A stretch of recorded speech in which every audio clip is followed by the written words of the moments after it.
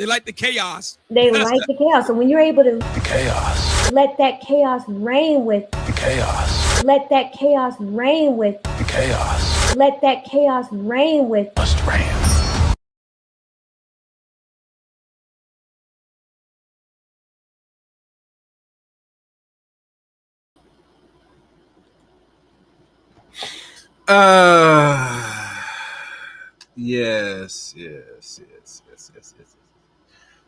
Yes. All right, guys. Welcome to another edition, another great, wonderful debate. One for the ages, people, I call it. If you're new to the Chaos Reign Show, welcome to the Chaos Reign Show. I am Chaos Reign. And, this is something to really look at, examine, give commentary, and let's see what goes on between these two people. The links to follow me are in the description below. You can find me on Twitter at ChaosReign7. You can add me as a friend on Facebook, Eric Ray on Facebook. You can also join my Discord service as well. Also follow me on Rumble, CRain23 Rumble. And last but not least, become a member of the Chaos Reign Show as well. Remember, membership got perks. All right. Is that everything? Yeah, I think that's everything. So no further ado, we will play the tape. Oh, one other thing. Anybody that supports the channel with 20 or more onto the Super Chat or Cash App, you get a special video. And I mean a special thank you donation tab. Only someone's going to see if they contribute $20 more. So, no further ado, let's play this tape. The title, DDP Harris versus Zena. Orthodox Christianity destroys leftist feminism, or as that we would try to assume. Let's go. Fair use. Enjoy. Free will and determinism. You'll each have up to a 10-minute opening statement, and then the rest of the show is going to be open conversation. We're going to have 2-3 breaks for messages from the audience. Patrick, you're going to go first. Go ahead. All right. Brian, thanks for having me. Zena, thanks for being here for the debate. To begin, obviously, I'm going to be affirming the existence of free will, and determinism is self-refuting ideology. Every paradigm has a metaphysics, an epistemology, and an ethics. Two of those legs, determinism is already going to lose. If all beliefs are conditioned based on, nature versus nurture, they're neurological, your brain's determined, you're conditioned by social patterns, well then all knowledge claims are then beliefs. And if that's the case, then you can actually not make a universal knowledge claim. The same thing as if you were debating an argument for relativism. Claiming that relativism, that there is no truth as a truth statement, is counterfactual and contradicts itself, can't go anywhere. That's a self-defeating argument, especially within a debate that is premised on logic, reason, and all these different things. So, and for my opening statement, I put together a quick little logical syllogism that demonstrates that moral responsibility is inconceivable within a deterministic framework, and I look forward going back and forth with Zena in regards to social justice, racism, slavery, reparations, all these different things actually depend upon moral responsibility and people actually having responsibility on their right or wrong choices, good and bad, these types of things. But there isn't an objective standard within a deterministic framework, and so they basically have compatibilism, something like Daniel Dennett's argument, which is really just a semantic argument that's using freedom in a new context. And that's, again, I'm not going to play that game. But for just a quick opening syllogism, and so anybody watching, if this opening statement maybe feels like it's a little bit over your head, that's all right. We'll get into the nitty-gritty as the debate moves forward. But if moral responsibility, rational deliberation, and love are real, which the majority of people presume that they are, and determinism, compatibilism, or Skinnerian behaviorism render them illusions, then determinism, compatibilism, or behaviorism are self-refuting worldviews because they depend on the very realities that they deny. And so I have 7 principles, or essentially they're different apologetic arguments to deconstruct determinism. The first one would be obviously the moral responsibility argument, that if determinism is true, no one can actually be held morally responsible for anything. Number 2, and this is the irony of actually being in a debate, that even though you're arguing in favor of determinism, again, the debate is premised upon that you're going to persuade somebody to adopt determinism, which then undermines the central premise of determinism. So argument from rationality, it's a self-refutation. If determinism is true, then all knowledge are beliefs. Therefore, determinism itself is a belief. Amongst all beliefs are equal. And on that basis, determinism is not rationally justified. It's only due to prior states. And then a third one, the phenomenological argument against determinism, is that no determinist actually lives as if determinism is real. They live as if they are free. And so I'm interested to hear what Zena thinks about voting and how voting works or democratic structures work within a deterministic worldview. Choosing a career, debating, is premised on the idea that we actually have free will, and promises, making promises. If she makes promises to her friends, regret, guilt, any sort of deliberation, these are going to, again, be inconsistencies with a deterministic worldview. Argument from counterfactual possibility. All decisions presuppose modal freedom. So when evaluating alternative possibilities, determinists rely on what could have been, for example, if they go to court, yet in their worldview there is never a what could have been because everything's already determined. And then I assume what's going to pop up is that determinists like to use a neuroscientific argument that's really built upon Benjamin Libet's findings. It's really from the 1980s, and the field of neuroscience has actually moved beyond this. So it's a minority opinion, the idea that neuroscience has actually proven that your brain is determined or your thoughts are determined. This is not the universal opinion of the field. It's actually a minority opinion. And so Libet himself actually says that his research did not prove this. And the premise of the research is that they were asking people to kind of lift their finger, do different things, and then they were measuring what is called resting potentials, and therefore insinuating that the brain is already determined before the action occurs. And so I reference everybody to go look up David Schroeder's 2012 article. It's titled RP as Neural Noise, RP meaning resting potential. And so the majority of the field believes that whatever was happening is just neural noise, and actually the premise that neuroscience has highlighted that everything is deterministic, that is not a majority consensus. Creativity and novelty. So if you're a determinist, you're going to have to reject human agency in regards to poetry, art, invention, moral heroism. These things break away from any sort of predictive causal mechanism that they would argue for.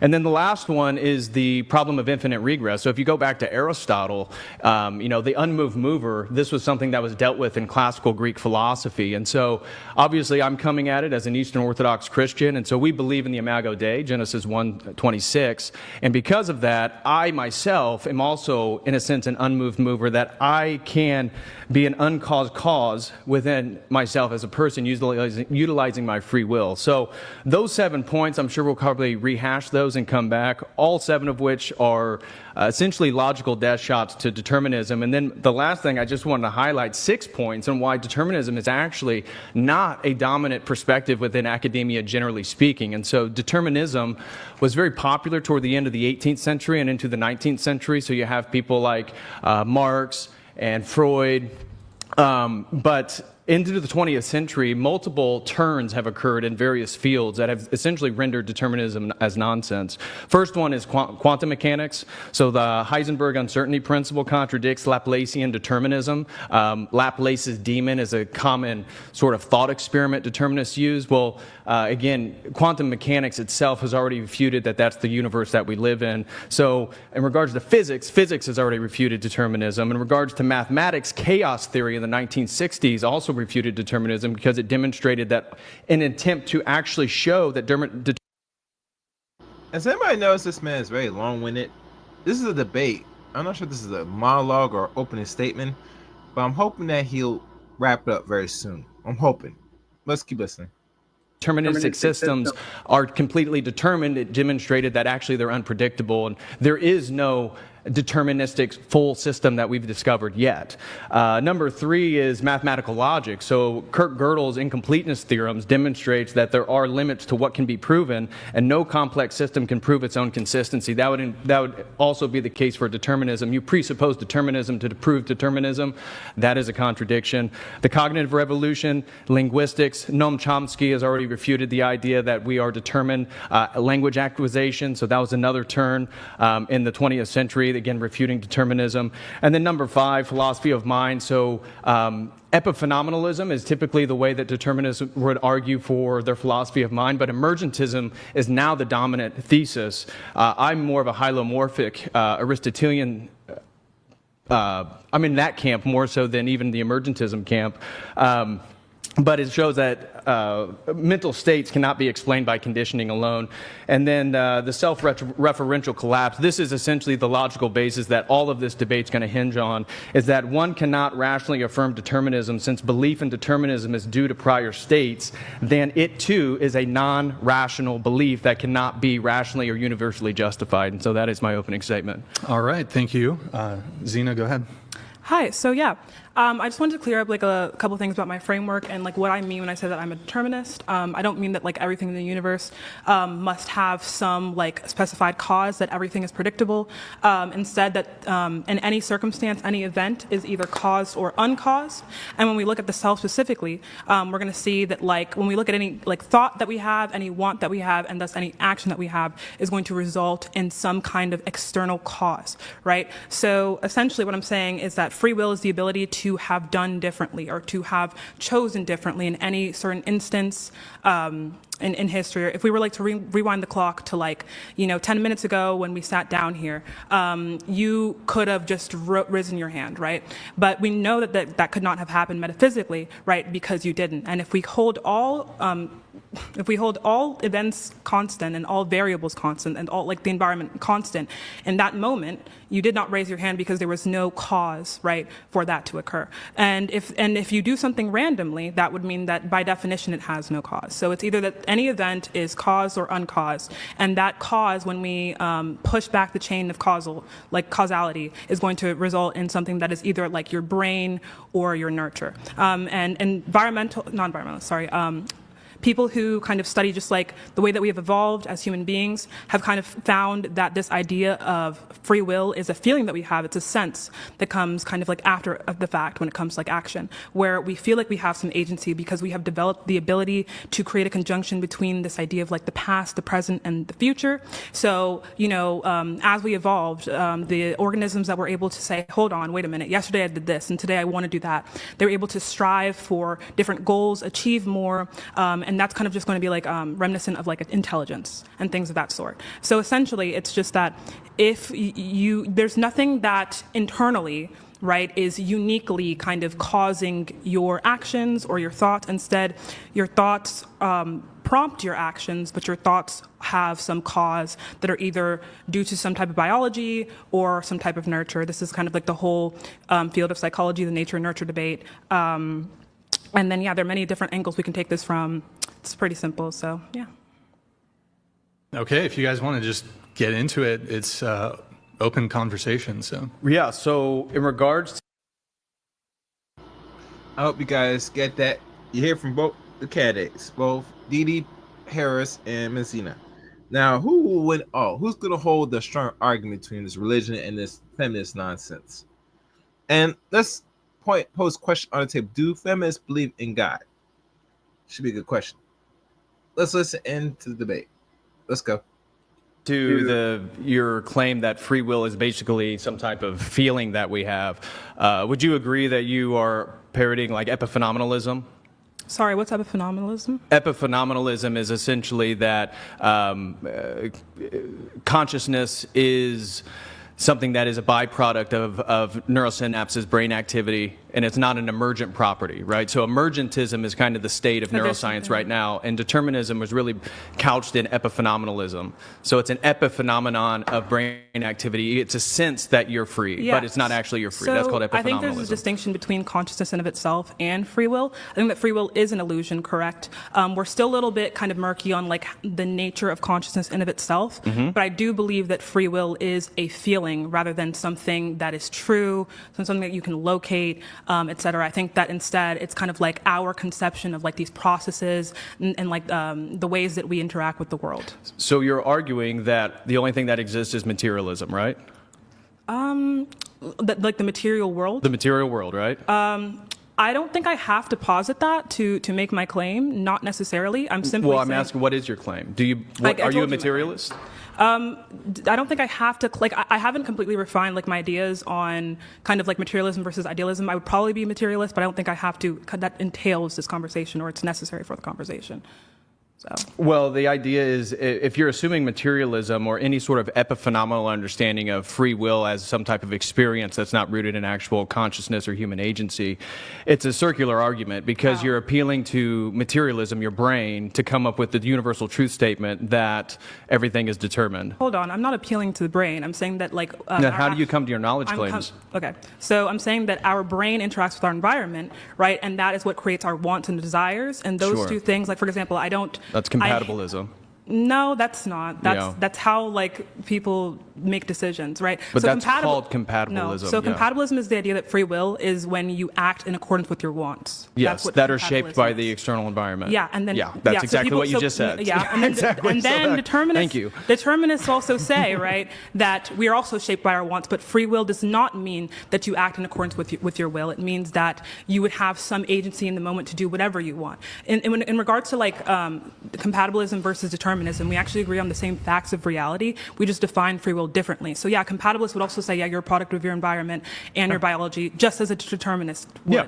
They just changed the semantic word of freedom, and they say that you're making choices amongst conditioned responses. That's what compatibilism Okay, is. awesome. So there's a difference there in like that's why what I should be highlighted. determined free will. Okay, So, so I'm let's not get a into compatibilist. epistemology. How do you? So are you believe in objective truth? That there is objective truth? Yes. I would say that like we can't make claims onto reality as it absolutely is. I think that like our kind of So isn't that what you're doing right now? Hold on. Isn't that what you're doing? We make assumptions every day, right? That like the world around us exists. So we can do things like science, right, and psychology. And that's we induction, assume, yep. Yeah, it's an assumption, right, that everyone like acts upon today. We don't really know what the world exists outside. What it looks like outside of a human body. We know that, like, for example, ants don't see the same things as us, neither do, like, insects, like, even the color schemes that we see are different than animals. So we know that, like, objectively, the world does not look the way that we see it, right? But we assume that it exists to interact with it, for ease, et cetera. That's how scientists come to conclusions. There are baseline assumptions, right, to engage with any of these practices. Yeah, but science is also appealing to the laws of logic, the law of identity, and all these different things. I asked you a simple question. But they all lie on assumptions, yeah. No, they're not assumptions. So you don't believe that 2 + 2 = 4? We rely on the... Does 2 + 2 = 4? We rely on the assumption. Does 2 + 2 = 4? Can I answer your question? Because I don't want it to be a debate where, like, you're going to interrupt me and we can't have, like, fruitful discussion. If we can, just allow people to finish there. Sure. Yeah. Go ahead. Yeah, so... relying on the assumption that everything around us exists and things of that nature, yeah, I completely agree that there is some truth that we can find. But You know, I never really asked this point question about these debates. That in debates, normal debates, isn't it right for both parties to stop, interrupt each other, and ask a question during a rant? Maybe they need to start restructuring these debates and say what is a suitable age for a woman to really take another man's money just to buy some lavish. That I want to know. Anyway, let me keep playing. Oh, one thing, guys, make sure you like the stream, support channel, and have any questions, put it in the chat room or in the comment section. must agree upon reality as the basis, right? So, regarding objective truth, I want to just hammer down what exactly your epistemology is. My epistemology? Yeah. So, I mean, I think that in general, I don't think we can say that something is objectively true because I don't think we can truly see reality as it truly is because we already know that our faculties of experience, our senses are set in some way that we know other animals already don't have, right? So we can only trust like the human experience and like what like patterns that we recognize across the human mind, but we don't exactly know what it could look like outside of a human faculty of like perception. Do you understand what that means? Yeah, which means that you just refuted yourself to No, make you're making universal claims right now. No, I'm not. Yes, you are. No, so this debate. You're making universal claims. We're not having. Okay. You just said free will doesn't exist. This debate. Now you're cutting me off. So why don't you stop and just relax for a second? Because what you did is you just fundamentally contradicted yourself by saying that all we do is we have experiences of our environment. We really can't make universal truth claims, and then you're coming here to actually make a universal truth claim by saying free will doesn't exist, or free will is just an experience, or free will is epiphenomenal, and therefore you've already undermined your own epistemological foundation, and leads to the inability to have any sort of rational inquiry. So for any conversation that you have, usually we have some subliminal assumption that relies within the conversation. For example, let's say I love the Hunger Games, and I'm like, Katniss is the best. She's the best ever. She is the best huntress ever, whatever. You could be like, oh, you're making a universal truth claim. Oh, no. But actually, in that conversation, that's a preference. What is entailed, that's right? a preference. Yeah, right? That's a preference, but it's a statement. No. Right? It assumes that she's a person. You realize there's a difference between universal truth claims and preferences, can I finish my right? point? Let her finish. Thank you. Let her finish. Right. So in that conversation, there's an assumption made that we're presuming that, we're making the presumption that these people, exist at some sense, I guess, of being fictional characters, right? But there's an assumption there that you're making. So I think the most correct way to say that would be assuming or knowing that she's a fictional character, Katniss is the best huntress ever, right? But whenever we're in a conversation, whether it be metaphysical, whether it be philosophical, political, there are some underlying assumptions made to make any claim. The underlying assumption with this claim that I'm making is that free will is an illusion, right? So, but that's a universal claim. No, it's not. No, it's not. You just said it's an illusion. What is a universal claim? A universal claim is when you make a fact or a truth claim that is universal. Yeah, no. So it would also mean that. Yeah, that's what it is. Do you think so? That's what it is. Do you see it as synonymous with absolute claims?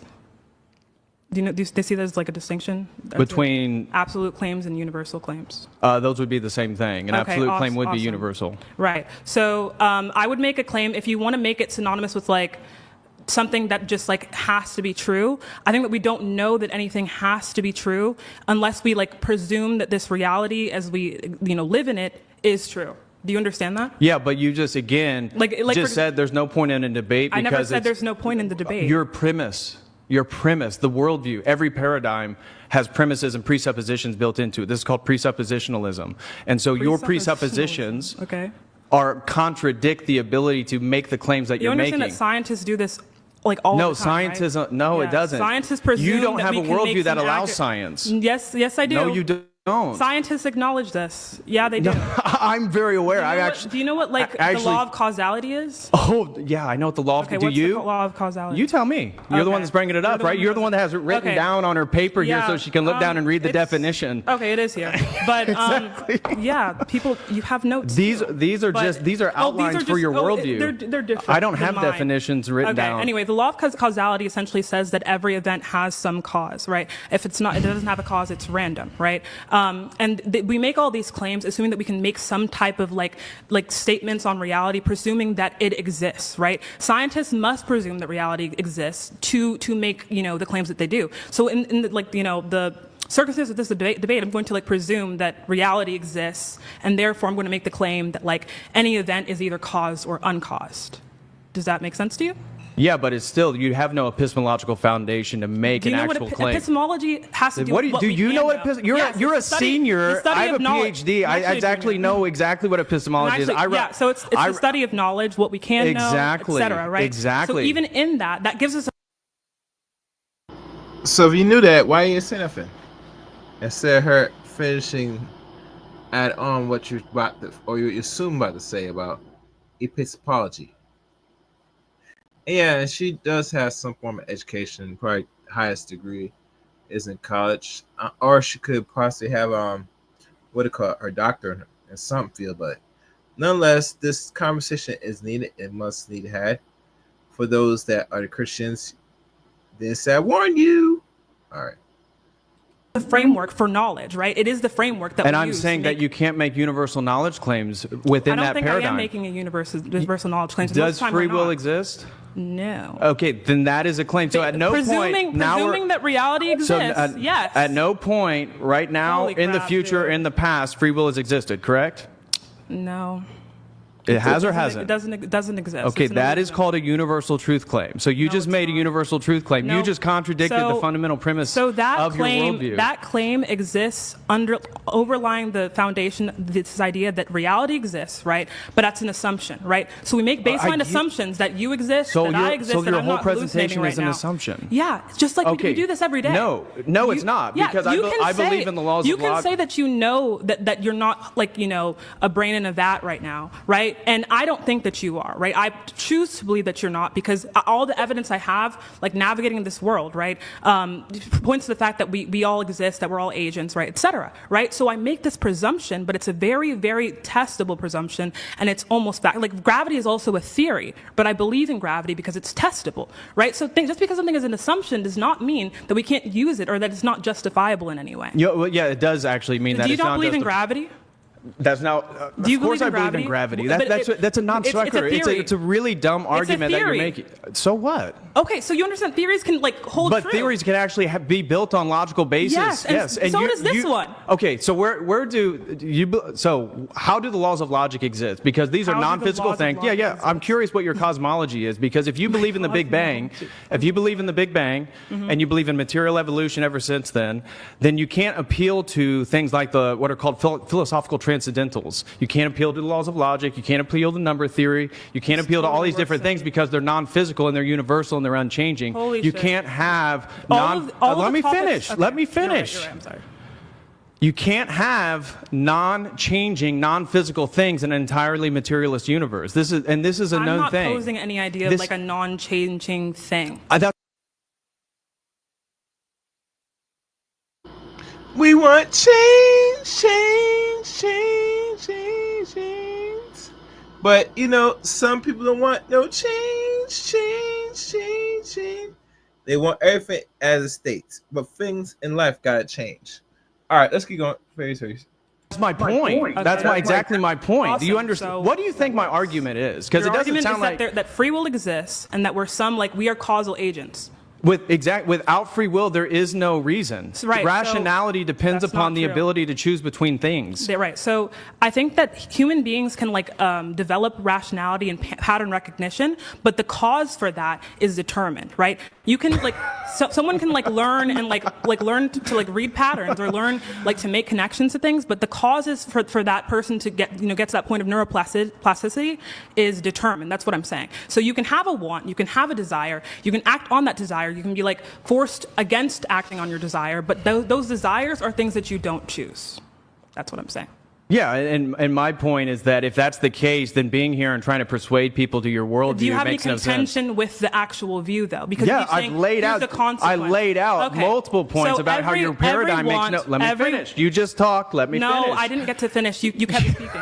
What?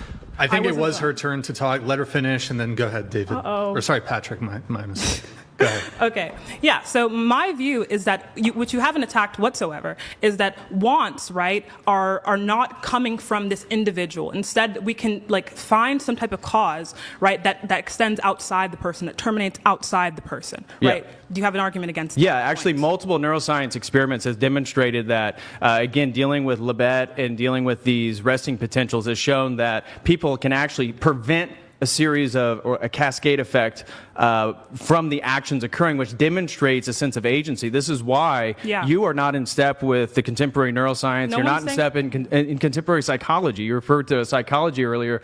Those fields do not uphold a deterministic worldview. No, they do not. So no one's no, saying, they do not. And so no one's saying that, for example, we can have a lot of people in poverty that are born into poverty and persist in that cycle. And you can have a couple people rise out of that poverty by some mechanisms, right? People can act that's in ways that seem to be unpredicted. But we're saying that reason that they did choose or did not act in the way that most people did is also determined. For example, let's say, you're born into poverty, but you had an IQ of 130, right? So you're just smarter than the average person. You're able to excel at school better than other people, and thus, you somehow became a millionaire. We're saying that the reason that you were able to rise up out of that position is not because you just pulled yourself out of your bootstraps, but because your IQ was higher than the average person, and that predicted success. That's what we're saying.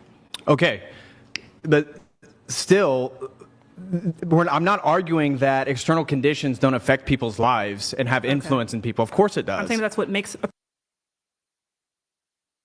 It does. It does. The external does. The music, the activity, the way you carry yourself, and it's posted on a live television like the one we have here, then yeah, it's good, very influential. Influential. I would totally agree. All right, let's go. person do. Yeah, I'm saying it's not. And what there's is? multiple. Let me finish. And there's multiple examples. And so even like the entire ascetic tradition of monasticism and people actually renouncing and struggling against passions would actually insinuate that agency, free will and human agency exist, and that they're not totally dependent on external factors that are determining what they do here or there, and demonstrates. And this is where the latest research in neuroscience actually is. So no one's saying tell that- me what experiments in neuroscience Right. validate, So, because I'm once again, literally looked at all the research. entire nature and nurture debate. If like the cause of someone's action does not come from their nurture, it comes from their nature, right? So this could be biology. This could be like, for example, we can look at like Phineas Gage, I believe his name is. He had like some type of pole that like went through his eye, Yep. and through his prefrontal cortex. Yep. I think it was around his amygdala, and it caused him, right, to act erratically, and it caused him to act impulsively, and he was doing things that we consider bad. The reason why is because there's something in the brain, right, that controls your impulses, that controls your sociability, etc., right? And so it kind of comes down to, again, these things that you inherit, right, biologically. Sometimes, though, like it also comes from things like socialization. If you're in a household that is abusive, you can end up finding yourself acting in ways that are socially uncohesive, in ways that we don't want. So I'm saying that even if someone does rise against what we call their biology or their socialization, the result is, or the reason always comes from they're either one or the other, the biology or the social. So why is the abuse bad? Because I personally don't think that it's okay to. So it's hurt just a people. personal belief. It's just your preference that abuse I is think bad. I think that. So are we going to switch to a morality debate, or do you want to stay on the It's topic all of- the same thing. No, it's not. Yes, it is. No, It's- it's it all again. There's only three legs No, to it's not. worldviews. This is okay. It doesn't matter. Okay, then go into morality. No, I don't want to go into morality. Yeah, We're no, talking about we free are. will. We are. No, this Yeah. is a free will debate. so- Exactly. Well, morality entails free will. What are you No, talking about? No, you don't have to talk about Yes, you morality. do. You do not need to talk about Yes, that you ethics. do. This is like, you can This talk about you this from do. a purely neuroscience like No, level, no, or you no, can no. talk about it from You're philosophy. not. You can't come don't here and have- debate determinism Yes, and I then can. and then refuse to even That's engage with morality and total ethical pivot. discussions. Okay, can I ask you a question? Sure. So I feel like I haven't been able to. What causes people to act the way that they do? It's a series of factors. They have their own human agency. Again, Can you nurture explain and that? Any proof or evidence of that? Will you let me freaking talk? I mean, I say one sentence and you're already cutting me Let him off. finish if you can. Go ahead. So again, there's multiple factors that contribute to the way that people exist in the world. Human agency, again, nature and nurture. All these things are included. It's not one or the other. And the idea that we have to just restrict our defense to just one particular one, that's ridiculous. That's not how the world works. It's both and. Okay. There's multiple factors that contribute, that shape to a human person, their parents, trauma, environment. The human experience is developed by that and more. But there's a twist that never been mentioned. Why is these factors, trauma, environment, etc., groom and create the human beings that either we like or dislike? And simple as that is because human beings now they do adapt. Okay, hold on.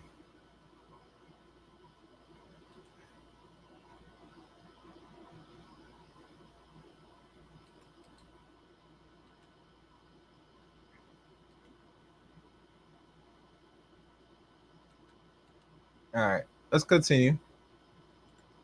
Values. Genetics, all these things are Okay. included, but that doesn't deny that Okay. people have human agency and free will. And so Okay. if free will doesn't exist, you cannot make any moral claim, because only nobody asked is you morally one question. responsible. Nobody is ethically responsible. asked him And this one would be this would be true for the history of injustices. This You would be answered true the for the question, so I patriarchy. just wanna keep- Can I finish a thought? The thought That is would be true for patriarchy. That would be true for SA. That would be true for reparations. That would be true for slavery. All these things entail that there is some type of moral arbiter that differentiates between good and bad. Okay. Your worldview does not allow that to even Okay. occur. What is this human agency? Like, can you just define it for me? I'm clueless. What is that? Yeah, for me as a Christian, it's being made in the image of God, Genesis 1:26. All right, so it's every human has this human agency. It means you're made in the image of God. Correct. And God gives you this human agency, correct? Being made in the image of God, yes. All right, so if every person gets this human agency, they're given at birth, essentially, right? So what makes some people's human agency act differently than other people's? We just said there's a whole contributing list of factors. All right, so the other factors you labeled had to do with nature and nurture, the biology and the environment. You talked about those parents. are included. Right. So if these two things that we agreed already are fixed, right, our They're biology. not fixed. Yes, they are. You don't control the biology that you inherit. Your is it? environment changes. Do you control the biology that you inherit? Well, biology. Biology is Yes or no? fixed. Okay, Your environment is not fixed because you can change Okay, environments. so what that would was a cause- dumb Hold on, argument. Guys, let That each was a other dumb finish. argument. Let each other finish. Go ahead, finish.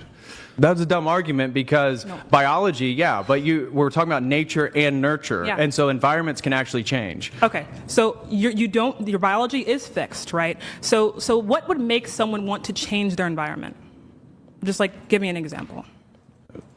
They want new scenery. Why would they want new scenery? You tell me. You have to ask them. No. You have to ask them. Okay, right. So if we were look at the reason why someone has a preference for new scenery, we can look at things like just like what they're like kind of exposed to at a young age. For example, like if they grew up around beaches, maybe they would like beaches. Or it could just be like the things that they've been shown like through TV, media, etc. All this stimuli. However, at this young age, where all these core beliefs are being like kind of taught to you and instilled in you, you don't control any of that, right? Your preferences are made at this like a younger age.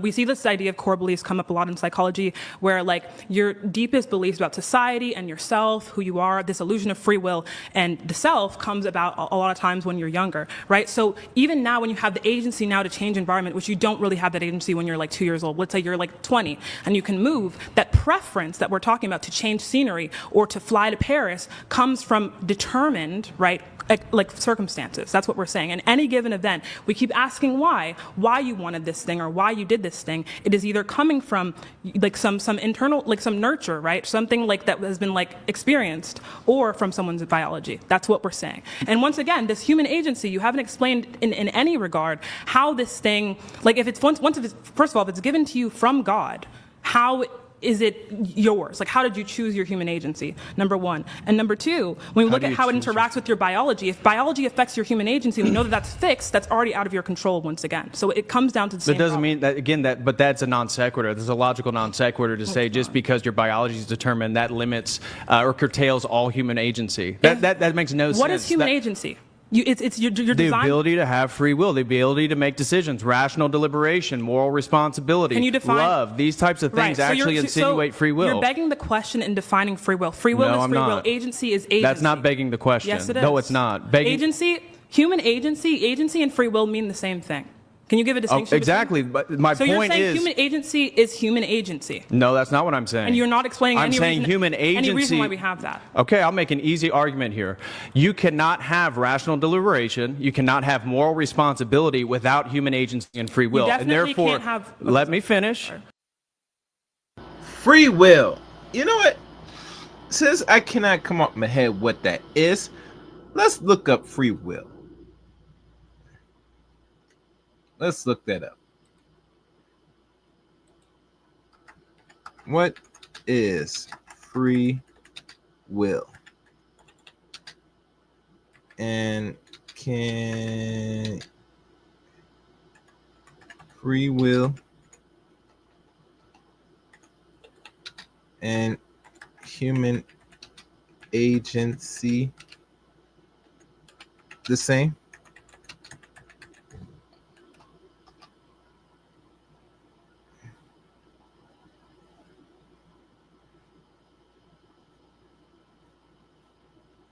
All right, as I unpack it, I'm going to let this play a little more, and then I'm going to look at the unpacking of this. Let's go.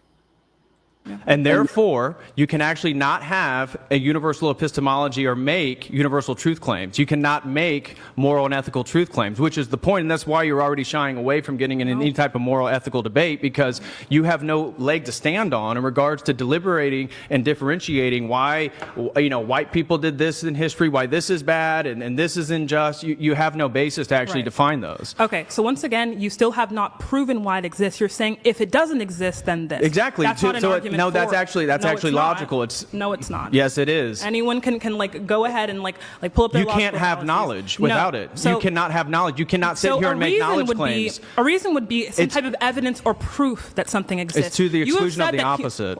Nope. Yes, let me it is. Continue. So.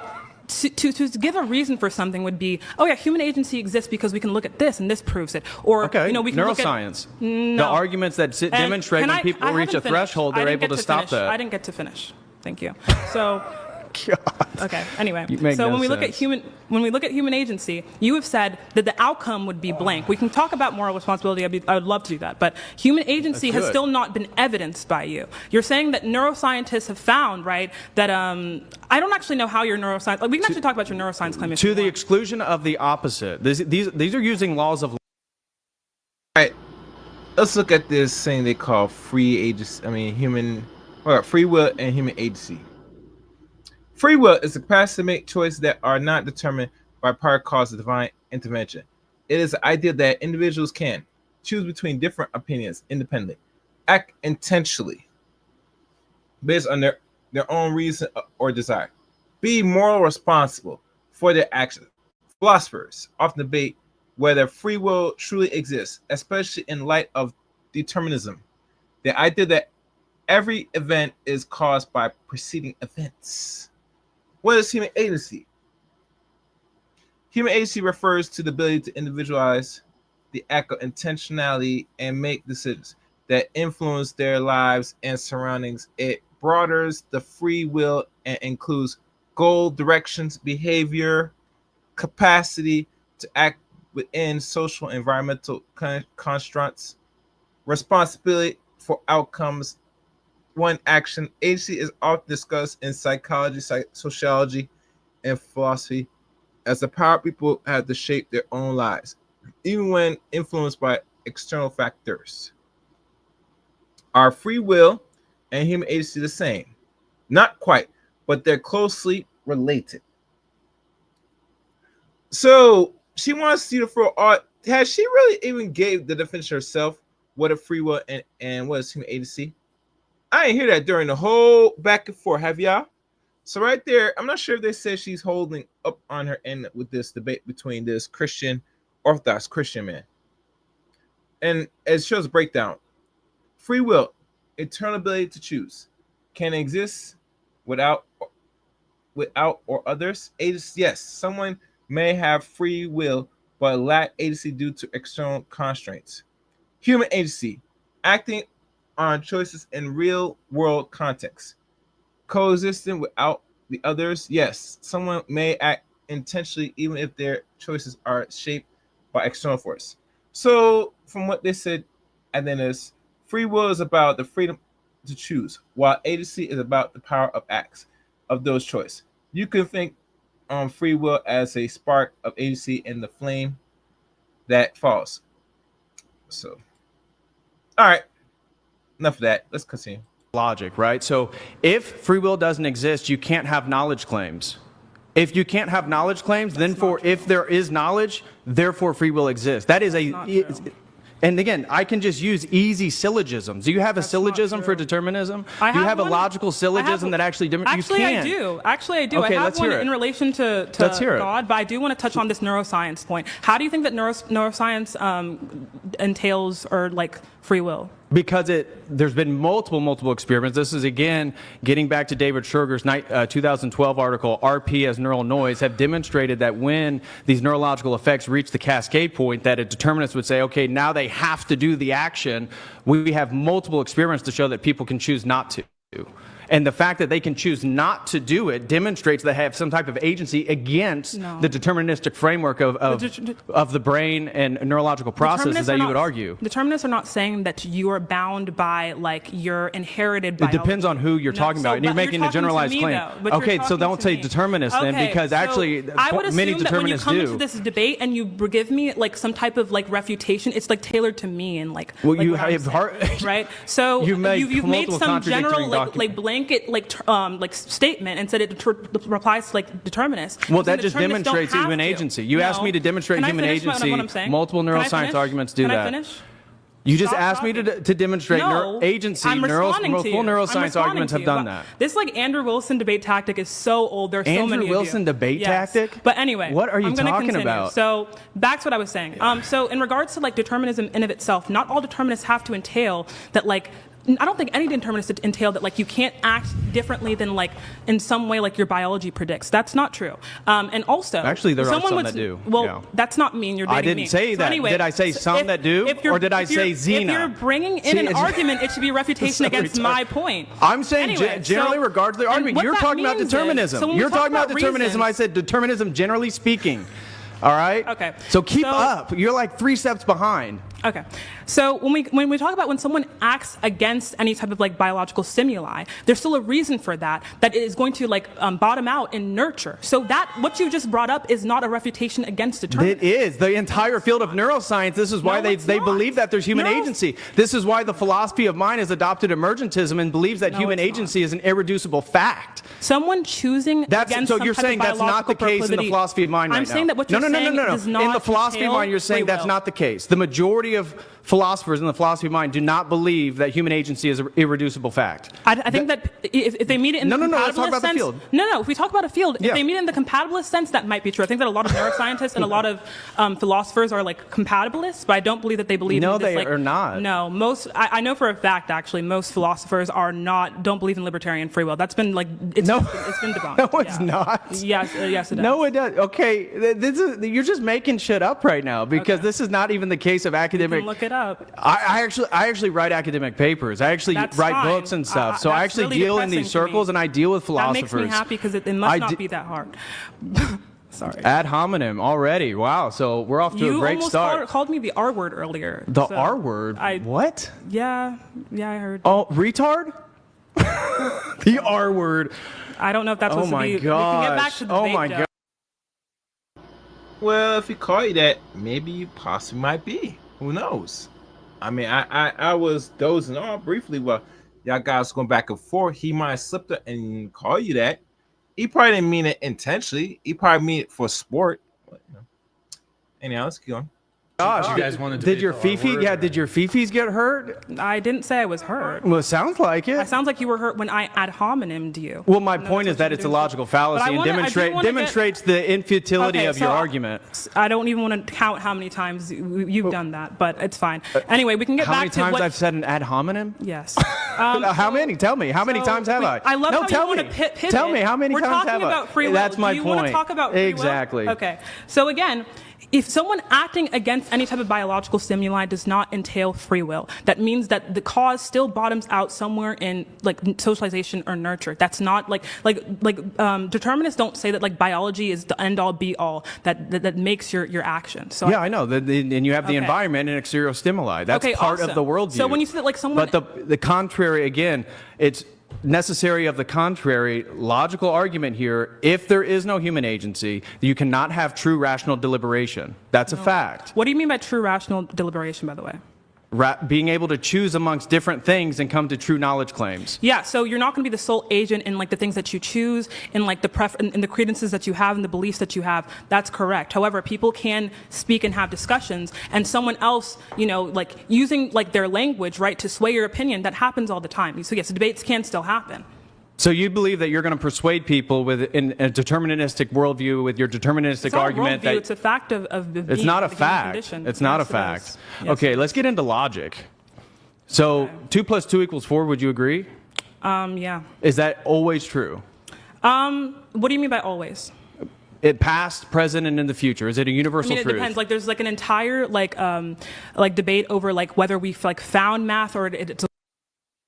Bitch, are you really serious? Are you really gonna debate if 2 + 2 = 4?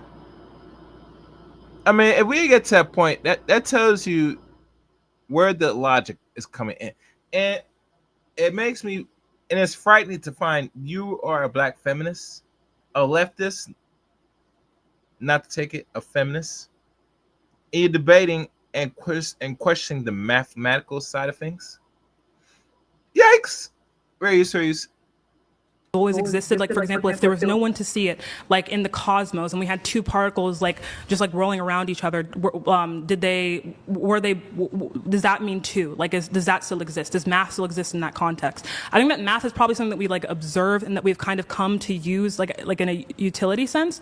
But I don't think that I think there probably needs to be someone there counting for for there to be one or two or three things. I think it's like there's some utility in math. So I don't necessarily think it's like something that you can quantify in this way of always existing. I think it's something that we kind of constructed. So you're saying numbers are only dependent upon the things in the world? I mean, if there's no things in the world, yeah, there's no number of things. Yeah, that makes no sense. If there's no things in the numbers are world, universal. Yeah, numbers What do you pre-exist. think a number Logic is? pre-exists creation. That's why creation is ordered in a logical way. Okay, I would probably disagree. I So mean, I just don't creation see- is not ordered in a logical way. Okay, do you believe in the laws of logic? I think that laws of logic are like we use them like utility wise, right, to come to conclusions and to like So they see could be patterns, et they could cetera. be false in the That's future. not what I'm saying. I'm saying that I'm we've asking constructed you a system. question. Okay, I'm asking you, could they be false in the future? That's what you're saying. If the laws of physics stay constant, probably not. No. So you think they are universal? That if the laws of mean that physics stay the same, then the laws of logic For are example, gonna... if you make a system, like and like whatever conditions that precede the system continue to exist, it will continue to stay true. However, to say that like numbers and math, the way that we have like imagined it, has always existed, probably not. It's just a system. For example, today I could say that like I don't know, like 2 + 2 = 5. And if everyone starts to kind of agree with those terms or whatever, we can make that a system that works. But I just don't think that like How would that work? Because everything we build, engineering, geometry, all this stuff is based on actually numbers mean things. Again, they're built on numbers logical mean principles. things, So but my point is, you claiming that if we make 2 + 2 = 5, that somehow we can make that work. Actually, I mean, you can't. More so, you can't I'm more because so it meant defies logic. I meant in the semantic sense. But like either way, 2 + 2 = 4 exists because it has some meaning that we gave it. No, it has. It's not. We didn't give it meaning. That we discovered the laws Yeah. of logic. We discovered mathematics. These things are universals and they're non-physical. Yeah, this is just going to be like, I don't think it's like an actual tangible thing. I think most things that we see as things are tangible. I think it's an ideological system. I think it works. I think it's for pattern recognition, et cetera. But I don't think that we can in any way kind of like say that like this system existed before humans. Right, and that's an entirely incoherent worldview. Again, this is what the people that use presuppositional apologetics or even presuppositional philosophy. This is what's called the postmodern turn, is realizing that the modernist project is ended, and the history of I don't wanna talk metaphysics. about free will anymore. What's that? I just would really love to talk about free will. Free will is tied with all this stuff. What are you talking about? This is like you pivoting and going down this rabbit hole so we never gets to actual. This is all about free will. You cannot have rational deliberation, You objective can- truth, we and moral operate responsibility off of- without free will. we That's what operate we're off of talking assumptions about. every single day. That's I what we're assume talking about. That this reality that we live in exists. Okay, I that's assume great you're that right in your front whole of me, thing is a and- belief and- based on your assumption. Yeah, That we've I think heard it. that That's everyone's wonderful. doing that all the time. And That's you can say wonderful. that things must be true. We'd but love you're to only hear saying about they your must be preferences, true. but that's all You're they only are. saying that things are true because you don't like the opposite, and that. No, I'm not. Yes, I'm you saying are. that You're saying, it- dude, the can I opposite finish? can't exist. Can I If finish if talking? you're right, there aren't objective Can truth I finish claims. talking? So that's my in point. all of your arguments, you have not given any actual proof or evidence. Everybody watching this debate who's So, familiar I with wanna logic and continue philosophy talking knows now. exactly what's going on. I don't And know- shout out to all you guys. God bless you all. He continues to interrupt me, and I just.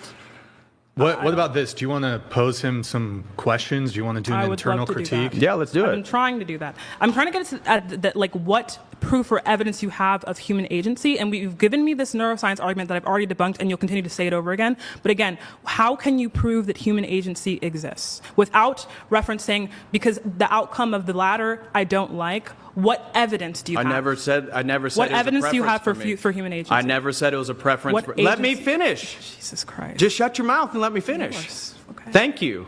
About time. So the idea. Ooh, you ever notice black women when Zaddy says shut the F up, they shut up. They say so quiet. They act so demeanor, so sweet. But when they with black men, they give them hell, back talk, back lip, all that stuff. But with Zaddy, a different experience. Imagine that. Imagine that. Look at her. She said, "Okay, Dad, Zaddy." Is I'm using logic to demonstrate that the opposite, if your worldview is true, that we cannot actually have universal truth claims, and we can't have moral... Do you have evidence Are you for going to it? let me finish? Do you have evidence for... That's what logic is. Do you understand what a debate is That's not premised on? evidence. Yeah, What do you logic think is not evi- evidence. what do you The laws of think logic are not... evidence is? What do you Oh think my evidence God. is? Just, if you can, please let each other finish, The Let laws them of finish. logic are not evidence. That's what the entire mathematics is built upon. So mathematics isn't evidence, logic isn't evidence, philosophy can't be evidence. The only thing that is evidence is if I just have a preference that I assume based on my external environment, and then I can come to some type of claim. That's wonderful. That's a really, really strong argument. My argument is that if free will doesn't exist, there is no objective truth claim, and there is no moral responsibility. And even in your worldview, I know that you act and move in the world as if those things are true. My point is your paradigm, the presuppositional paradigm, the lens in which we look at reality through, your presuppositional paradigm does not actually allow for objective truth and moral If we were responsibility, to- and therefore, by definition, can't be true based on logical premises. Okay, Logical if- premises are the argument that I'm If we could making. have turned back the clock 5 minutes ago when, I don't know, you're probably raising your voice or something like that. Probably. If we could have done that, could you have chosen differently? If everything was the same, there's no interference, no different cause coming in, could you have stood up and gone to the bathroom? Yeah, I can. I'm a free agent. Yeah, Why? I can make choices. Why? Again, for And someone right in the chat room said that she has never debunked it. A man writes, but she has never debunked anything. Yeah, I don't see the debunker so far, so I agree with you. Let's go.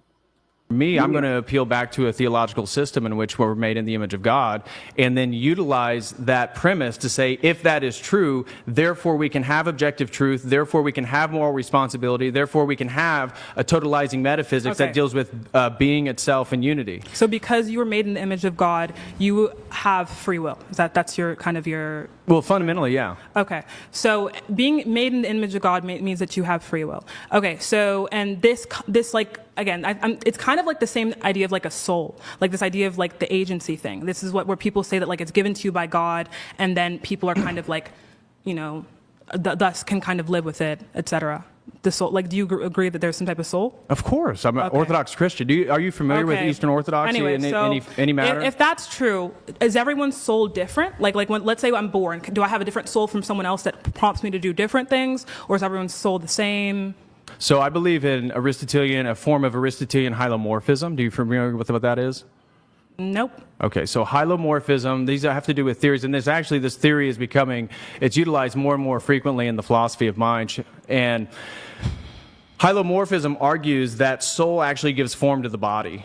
And so form is dependent upon the existence of soul. And that's exactly what we as Orthodox Christians would believe, is that the soul is actually what's giving rise to the body. And so our anthropology as a human being is soul, body, and nous. Nous being the eyes of the soul, the eyes of the heart. So be your noetic faculty, your mind, imagination, these types of is things. everyone's soul, does everyone born with a different kind of soul? Yeah, everybody has their own soul, yeah. Okay, and God gives it to them. Of course. And your soul causes you to act differently than other people.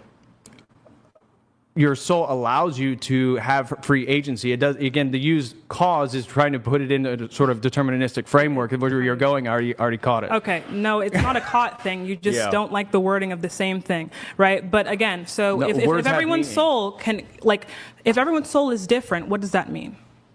Everybody is a unique person. Meaning that they act differently, right? They can act differently, or Right. they could act Okay, so similarly, people are or they could act the okay, same. So everyone has a different soul, and this soul, like, is what is also entailed as like this agency or whatever. But this agency, everyone's agency is different. Everyone's soul is different. So essentially, the soul can prompt different actions and different outcomes in different people. Correct? Yeah. Okay. If your soul is given to you from God and it can prompt different actions within you than other people, this means that there's something entailed in that soul that you were given by God that is causing you to act differently than other people, meaning that you're not the arbiter of it. No, It's your that's soul not. that's given That's a from non God. sequitur. That actually is not a logical saying that follow. word a lot. No, well, because you keep falling victim to non sequiturs. No, it's and not. so, Not logically just follow. because God gave you a soul, or even God foreknows the end of history, does not actually entail determinism. Yes, it does. No, it does not. Yes, it so does. how? Okay, so you understand that God is outside space and time, right? Yep. And so the difference is actually watching the choices that we've already made is not the same thing as making us make the choice. He doesn't have to When you go to a restaurant and there's only certain items on the menu, are you determined to choose something, or is actually there's a set of opportunities to make choice? It's not opportunities. It's not. It's not opportunities. No. So when you tell me how you choose when you go to omniscience, right? When we talk about omniscience, right? If God does not need to be seeing everything in linear time to know what will always happen, right? If you just look at like the story of like anyone in the Bible, like Noah from Noah's Ark, he already knew everything that was going to happen, and thus Noah could not have acted outside of God's knowledge. No, he could. He could have chose not to listen to God. That's the whole point of being a Christian, is that we're aligning our will with God's will. That's the whole point of being a Christian. God knew that he would not act in accordance with God, correct? God knew that Noah would not act in accordance with God. God, as outside space and time, knew that Noah would make the choice, but Noah making the choice is not dependent. God didn't force him to make the choice. Okay. Again, so those are two. That's a category. That's a logical category error. I didn't even get to make the argument. That's a category error. I didn't make the error that you're trying to. That's a category. You said that omniscience demands determinism. So again, if God knew, he doesn't have to be looking at this from like a linear perspective of time. But if he always knew, he's omnipotent, omnipresent, whatever. If he always knew what Noah could do, by definition, Noah could not do what God did not know he would do, aka God knew there was some path that everyone was going to have. God knew what their future would hold, what their present would hold, what their past would hold, whatever. There's some future. Welcome everybody that's in the chat room. Welcome. Make sure you guys hit the like button, share the stream. Like always, sharing is caring. And if you're not subscribed to the Chaos Rain Show, God does have a plan for you, my lady. And his plan is that you be with a man, make life, and carry on the species. Instead of wasting time debating other men, especially Zaddy, which I know a lot of black women get so turned on debating not only with black men mostly, but love to have conversations with Zaddy. And when Zaddy puts you in your place, you just fold like a nice little minx. Yeah. Oh yeah.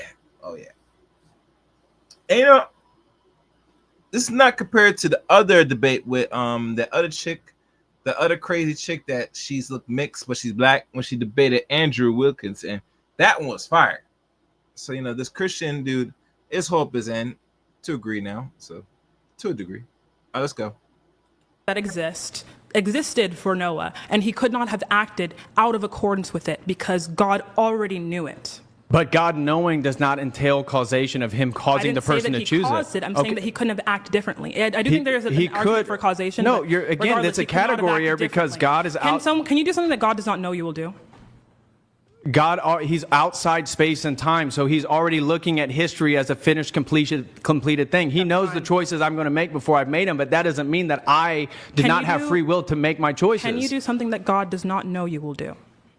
No, because God's already outside space and time. But again, that doesn't necessarily that's not causal necessity. I just raised my hand. God knew I was going to raise my hand. Could I have not risen my hand? You could have, and then God would have known that that's what you were going to not. No, it's not, because that's a category error. You could have chose not to not raise your hand, and God would have known that's what you already chose. No. Exactly. On your own premise, you just contradicted yourself. Yes, you did. We have a past, a present, and a future. You just contradicted yourself. We have a past and a present and a future, right? Thank you. I could not have risen my hand. Or you could have, or could not have. God being outside space and time would already have known. Because I didn't, though, right? So if we look at that means that I couldn't have. Right? So if we look at like what God knows, if God knows some like events are going to happen, you cannot do whatever he wants. For example, if God knows, let's say tomorrow God knows that I'm going to pick a blue shirt. That means that tomorrow I cannot pick a pink shirt because God knows. But you're putting the cart before the horse, because God only knows it because he's outside space and time, and for him you've already made the decision. No, he doesn't already know it. He knows it because he knows it because he knows it because he's outside space and time. No, God doesn't have any conditions. The action's already happened for him. God does not have any conditions. God has already seen the action. Wait, guys, one at a time. Go ahead. Okay. I think that you're thinking of God in some type of like human perspective, in that someone has to know things by having seen them play out or in some way. God knows things because he's all knowledgeable. Sure. Not because he's sitting at the end of the finish line and looking back and can replay clips. That's my worldview, so why don't you debate me instead of just this general concept? That's exactly what we as Orthodox Christians understand. We as Orthodox Christians, that's exactly exactly how we believe it to be, is that God is not a causal necessity for every decision I make. I have free agency, I have free will, and God being outside space and time, being the beginning of the Alpha, the beginning of creation and the meaning of creation, the Omega, he has already seen the choices that we make. Yeah, that doesn't mean that you're I'm just putting describing I'm not fallacious anthropomorphizing God, because you're that's putting not something that humans can actually. Go ahead. That's not something that humans can actually do. So the Yeah. idea that that's an anthropomorphization of God is Okay. ridiculous, because that's not even how we What does understand. it mean to be omnipotent and omniscient? What do those two things mean? Omnipowerful. Okay, and All-knowing? All-knowing, right? So where in that definition does it say that God knows everything, not because he's all-knowing, but because he's able to sit like at the end of time and just know all the events because he can see them all. Like, I don't think that that's like, it's not because of some chronological order, but because all knowledge is bestowed to him. Sure. Right? So that doesn't Well, mean... he is the source of knowledge. Exactly. He's the source of knowledge, and he knows all things that will exist. So it's not because he was able to like watch, in his head, like how everything was, he can do this, but it's not because he like he could watch in his head like all of history play out, and then he knew, okay, she's going to do this. It's because he knows, right? So it's like, what's the difference exactly? right? Because you're saying that if you didn't raise your hand, right, God would have known You could have that- done either one, yeah. No, and God that's would have not known. true, Yeah. right? How is that not because true? there- You could have done either one. Okay, so I'm saying that we couldn't have done either one because God knew I was going to do that one thing. There's No. not multiple realities. The No, reality that God created knowing, for us. that's a logical non sequitur. Just it's because not. he knows what we choose does not mean that our choice is totally dependent and he forces us to choose Can it. you do what God does not know you will do? God already knows the decision I make before I've made it. He knows the Okay. decisions I'm going to make in 10 years from now. I haven't even so made the them yet. decisions And that that's you've- part of the judgment. That's part of the life of a Christian, is God made humanity in the Imago Dei so that we can participate in these categories that animals do not have. So does and so it- for so- us, that would include... Now, Mr. Bryant, I'm sorry, Mr. Harris, animals also got free will as well. You're aware of that, right? I'm just saying. Let's continue. Love, logic, reason, truth, mercy, Okay. compassion, So honor, the glory. These are decisions called uncreated energies of God, and these are the things in which differentiate us from the animal kingdom and differentiate us from operating purely based on instincts or in a deterministic the way that's decisions that framed you've- through nature and nurture. Can we Why don't you let me have a finish cutoff? something so you can actually It's been argue like what I'm 2 talking minutes. about? No. So what? 2 I minutes? can't We're in a respond. debate. We're in a debate. Guys, Yeah. God And talk God to the forgive me. audience. I said something more than Talk to 2 the minutes. audience. Oh my God. Jesus Christ. I wonder if y'all... Anyway. So, again, decisions that you've made, God, before you ever made them, God knew you were going to make them, correct? Before you even made the decision to, come here today, God knew you were going to do that, correct? Yes, that's where So if providence God comes knew in. you were going to do that, you could have not come here. No, because I've already made the choice from God's perspective. He's No. outside space and time. I've already made the choice. So that means that you could not have decided not to come because God knew before you came that you were going to come here. No. God's knowledge does not determine my choices. Okay, He so knows my choices by because I definition, chose they them. do. So now No, you're it saying that he doesn't by knows them definition. because- It doesn't If make he any knew sense. them That's not a before logical argument. If he knew them before you chose them, then he doesn't know them because you chose them. He knows them before. because I chose them, yes. So you said earlier that it's he knew them before you chose them. So that was a contradiction. Yes, but I still have free will and causal agency. Right. That's the So whole that was idea of so repentance. can you acknowledge that Let you him just finish. contradicted Let yourself? me finish. Really, she says a question. So that's the whole contradicted premise of a yourself. Christian worldview in regard to repentance, moral responsibility, I know what that objective is. truth. And so without those things, so it's like you're arguing that the Christian paradigm somehow doesn't allow for free will because It doesn't. God's omnipotent and omniscient. Yes. And I'm saying that does not make any sense at It all makes because total the sense. entire paradigm is built upon the idea that we have causal agency made in the image of God. That's the entire worldview of a So Christian. I love that this is live streamed and also going to be on YouTube, so we can just rewind to the point where you said that God knows things before you make the decision. Yeah, he's and outside then you space and time. changed that. No. Then I want to be able to speak because I've let you. Then do your rant. speak. Okay. So we know that God knows the things that you are going to do before that you do them, right? And then you said that God only knows these things because you did them. So that is a complete contradiction, right? In What rhetoric I'm that you just saying made. is so his can you knowledge. acknowledge that contradiction? His knowledge does not answering my question. His knowledge does not determine the choices I make. You're not answering. So my just question. because he knows the choices I make You're not does answering not my determine what choices I actually choose. You're not answering my question. Restate your question. Is it that God knows things before you, does God know the decisions that you make before you make them, or does God know them because you make them? Both, essentially, because again, he's outside space and time. This is a Okay. non-temporal form of knowledge. So it is true that God- using, Wait, you're using you got to let him answer the question. You're using temporal frameworks to talk about God's omniscience, and that makes no sense. The point is, we actually can make free will choices. Okay. God knows the choices we're going to make, and that doesn't determine what the choices that we Complete make. contradiction in those No, it statements. doesn't. Yes. No, it So doesn't. So you posited that God knows things that you're going to do before you do them. Then that means that if God knows something that you're going to do before you do it, you He cannot doesn't do force anything you. Hold on, other let her than that. finish, let her finish, go ahead. I never said anything about forcing. I said that if God knows the things that you're going to do before that you do them, you cannot do anything other than the thing that he knows that you're going to do. That would entail a sense of force, that God I can never- force you. Hold on, let him finish. That would entail a sense of force or a deterministic worldview that you cannot choose to do the opposite. And I'm saying that's not the case. Okay, so That's not God what we doesn't know believe. things Hold on, that you're gonna do before you do That's let not- each other, let each other finish, God please. is outside space and time, so he knows all the decisions that we've made. We are inside space and time. So God- is outside space and time. Let him finish. Therefore, at the end of history, he can already see the choices we make, and that is a present reality for God right now. So you keep referring back to a temporal metaphor in regards to his omniscience, and that somehow we cannot make a choice because God already knows that that's the choice we're going to make. And again, that is a logical non sequitur because he's outside the temporal categories that you're using. So God knows or doesn't know things you do before you do them. Yeah, he knows. Okay. That doesn't mean that he Okay, forces me. So, see? Okay. So ahead, God go. knows things that you're going to do before you do them. Therefore, you cannot do the things that he does not know that you're going to do. Right. Is that true or just a true or false for that one? Say it again.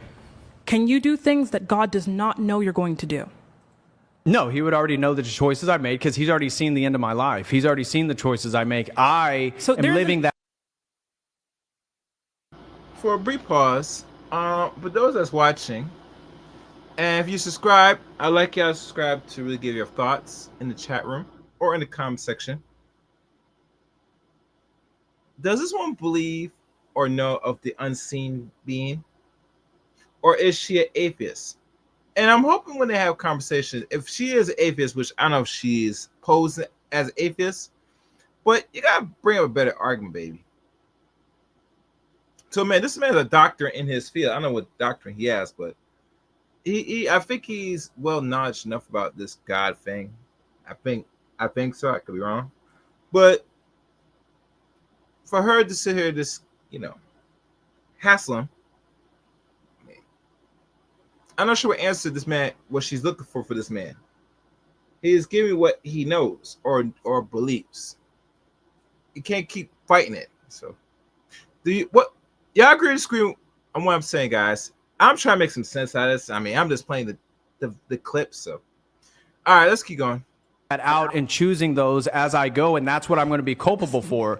But the end point has already occurred. History has Okay. already ended. God is Okay. at the end of it. Oh, wait, perfect. So there is an end point of history, and there are some events in history that are going to occur no matter what, even if you don't know them now. Yeah, like the second coming of Christ. Okay, cool. Perfect. So God knows what your life is going to look like. There's some trajectory. There are some events that are going to happen, correct, in your life. Just yes or no. Yeah. Okay. So can you do anything other than those events? Yeah. There's still That you is still a have moral contradiction. you still have Thank you. moral All right. freedom. You still have We'll just cede that free because will. that was You a still have free contradiction. will. That was a contradiction. No, and- it's not. Just because God knows the things you're going to choose you- doesn't mean that you can't have a can variety of move- choices. When you make the choice, you have options. You have rational deliberation. We can you have move to moral another responsibility. topic. I think I've done enough on that topic. I think that. Okay, let's you get into instilling ethics and morality. contradiction- Let's get no. No, it's Well, not my turn to ask questions, right? Really quick, though, let's let some chats come Okay, through, and then all right. I'm happy to get into something else. So we have Chef Dill Pickles. Zena, if there are two rocks and no people are around to call it two, are there still two rocks? Yeah, by our use of language right now, yeah, there are still two rocks. Okay, and then we have, let's see, we have another chat coming through. Chef Dill Pickles, thank you very much for the super chat, guys. If you want to get... All right, let me see if I can fast forward. Kind of want to go for all that. 1 second, guys. Oh, and one thing I forgot. I didn't play this in a long time. I think it's fitting now while waiting. My money.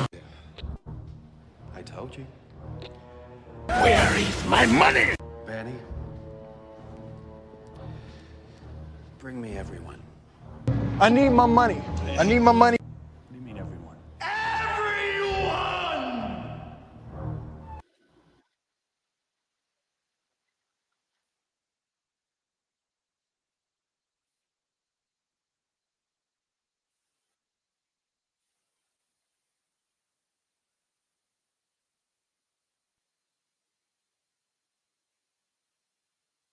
I want my money.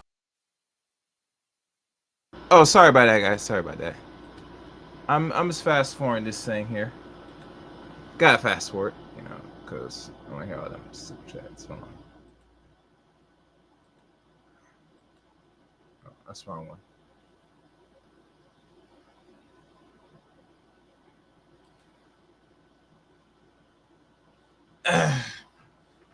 Man, these debates nowadays.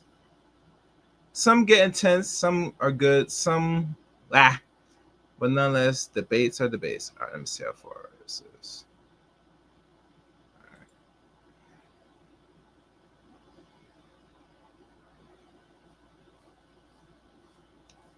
right. Okay. Yeah, we might as well see what. No, actually, fast forward. We'll play for it. Let's go. Chat in streamlabs.com/whatever if you want to get a message. DP USA. Okay. Hey Zena, you said this about me. Definitely Charlie Kirk. Egregious lower region of his face. Do you think body shaming is okay? What if I called you a muffin? Also, what is a woman? Yeah, so I called Charlie Kirk ugly. I think that in my worldview, if you are like a really shitty person, I'm going to call you weird looking. I think that's okay. And then a woman is someone who identifies with, you know, the traits that are associated, usually tend to be associated with the female sex, but not all females associate with this social category. So yeah. Okay. Do you want to bite on that, or I would not just get be into curious. I mean, again, when we start getting into the trans issues, I mean, determinism and the ability to choose and express oneself certainly is going to play a big factor there. So I'm curious how she feels like. Are children determined? Is it by their parents? Is it their nurture? Is it their environment that is going to cause them to then eventually be castrated, potentially before puberty, or they have to go on these hormone blockers? Like, is a trans person actually choosing to transition? Are they determined to transition? How's that work? Yeah, so this is actually like an interesting question in psychology and sociology, like what makes it so that people kind of are trans. And a lot of times I think that studies, I think it's inconclusive on whether this is like something like biological, although we see that people's brains, like for example, men who tend to be queer tend to have brains chemistry that is similar to women's. And so I think it is also true of like trans women, like their brain makeup is similar to women. So it could possibly be something biological. And then also sociologically, just kind of like, you know, like what you're kind of, I guess like what you kind of gravitate towards socially, the kind of friends you want to make, all these type of things just influence things that you like, dislike, and then that's going to influence like the traits that you want to express, if you like dresses or not, whatever. So yeah, it's just going to be a mix of biology and sociology, like anything else in regards to the human condition. So. All right, we have another chat here from Chef Dill Pickles. When God sees our action beforehand, he sees it simultaneously during the action and afterwards. Space-time is theorized to be the fourth dimension, completely consistent with the gentleman. Thank you. Yeah. Any response there? Or? So, yeah, I mean, I'm going off of the notion, again, that God is seeing our action, or not even that he's seeing our action, but he just knows our action. Doesn't matter like how he's interacting with it, but just that he knows our action, and he knows our actions even from the start of time. So even given that he transcends time, there is some like actions that we are going to take that exist, right? And there is some future clearly that you believe in that exists. And if such things exist, that means that there are some fixed actions, right, that you're going to take in your life, regardless of whether you know it or not. So the way that God perceives these actions it doesn't matter. If you agree that there is some future, some endpoint, and that of your life, and God knows all these actions, there are some actions that you're going to take that exist fundamentally. So. All right, and we have one more chat. Did you want to respond to any of that, or okay? We have Jordan Peterson, Kermit the Frog voice. I don't know. I don't know if I can do a. What do you think about white people? Maybe I should have you read it. No, go ahead. So what do you? This is for you, Zena, I guess. What do you think of white people? Do you think white people have culture? Is cis a slur? And then was this a TikTok of yours? Here, I'll pull it up again. Every woman has felt innate frustration and fatigue for men at least 1 million times. Maybe is that something you said? I don't know what that's referencing. Okay. But what do I think of white people? I think white people are people. Fun fact. Do you think white people have culture?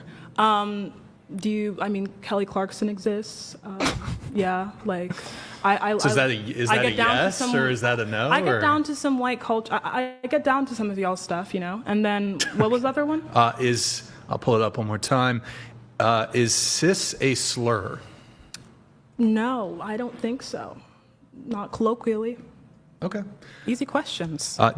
Patrick, you wanted to get into, it sounded like something, so we can do that. So I was wanting to shift the conversation in regards to ethics and morality and how exactly Zena comes to any sort of differentiation between right and wrong. From my understanding, you're big in regards to racial injustices through history, slavery, these types of things. Are you in favor of reparations, real quick? I'm just curious. Yeah, I think there's probably some mechanism that we can use to come about. And within a deterministic worldview and claiming that there's a culture that has chattel slavery and that they are conditioned through the nurturing process, through the environment that they're in, and they have normalized this as a social construction, which you agreed earlier about 2 + 2 = 5 could be a social construction. How exactly then are you saying that white people should be guilty for something? Because guilty would entail moral responsibility and something that there's an objective justice, a level of justice that needs to be equated. Yeah. So never once did I use the term guilty, but either way. I did. Yeah, but you said that how are you saying that they should feel guilty, which I didn't say. I didn't say you did. Yes, I did. So yes, I didn't say she did. But anyway, so regardless, I think that in regards to like reparations, I think that there's some just like values that I think that in society like are just should be held, and that we think that humans are valuable, that no human on the basis of like skin color is lesser than another human being, and thus when there are some injustices that are like predicated on the basis of race, we should seek to kind of eliminate those type of things, those type of structures. But regardless, in regards to reparations, I think that it's not something that like, we need to focus on like feeling guilty. It's more so just like valuing equality and valuing just like equality of opportunity specifically. It's something that needs to be done just like structurally. And then, so yeah, I don't think guilt is a part of the So why would white people in 2025 have to pay reparations to the black community in 2025 for something that neither of those communities have been a part of? So it's, first of all, the system that we're talking about is not like, it's generational. So it's not saying that like white people out of their pockets need to be paying black people in any sense. It would have to be something that's like governmentally funded, et cetera. Because still the government, taxpayer money. Yeah, sort of, but it doesn't have to be specifically from taxpayers. Well, how does the government get money? The government gets money, majority of it is from taxes, but there are a bunch of like different like, a bunch of different departments that we have that are funded in different ways, et cetera. But regardless, right, this is something that like was sanctioned by. Baby, you're not making your argument clear. I'm sorry. I think you should leave that reparation question alone, sweetie. I be honest with you, you're not laying out your claims why black people, why we should get reparations clearly and coerce. You're saying it's going to come out of taxpayer money, but then you say the money's come somewhere else. Do y'all know where the money is going, where it's coming from, first of all? And yes, most taxpayers, most people, even white people know, is going to other countries as well, including that country over there that Trump's trying to keep, stable. So let's go.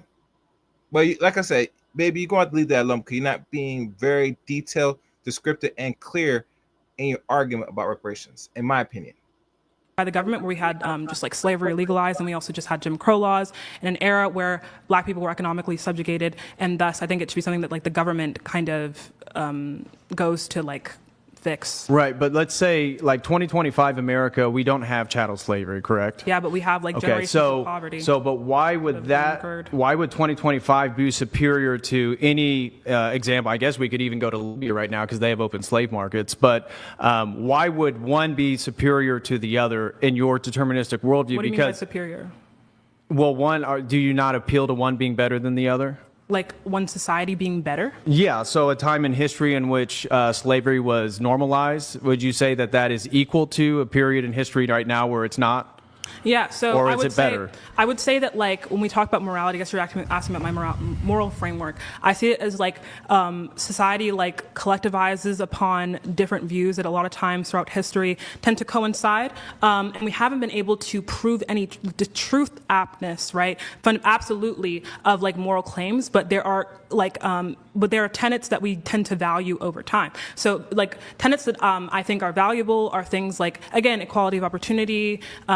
You know, I'm pretty anti-bigotry and things of that sort. And in that, using that framework, I would say that in a society where we, you know, unalive people based on race, or we subjugate people based on the race, that isn't okay. And so why is it not okay? Yeah, so this is going to be like a moral subjectivist view. Okay, so so it's just your own personal preference. Yeah, I think that's what moral claims are. So it's all okay. So then, if it's your moral personal preference, me having a different moral personal preference, we're equal in standing. Yeah. So it's not even something to be like debating on base of equality. It's more so of just like one. I think that moral claims are spread based on like, you know, how favorable they are, and I think that we should be making certain moral claims less favorable because of their output and their effect. And the attempt of the moral subjectivist is to move someone's credence or belief towards their own for whatever due reason. So it's like it's not about the equality of certain like moral frameworks or moral takes, more just that like they all exist and they're expressions of usually like resentment or like likability. That's like kind of like what a moral attitude is.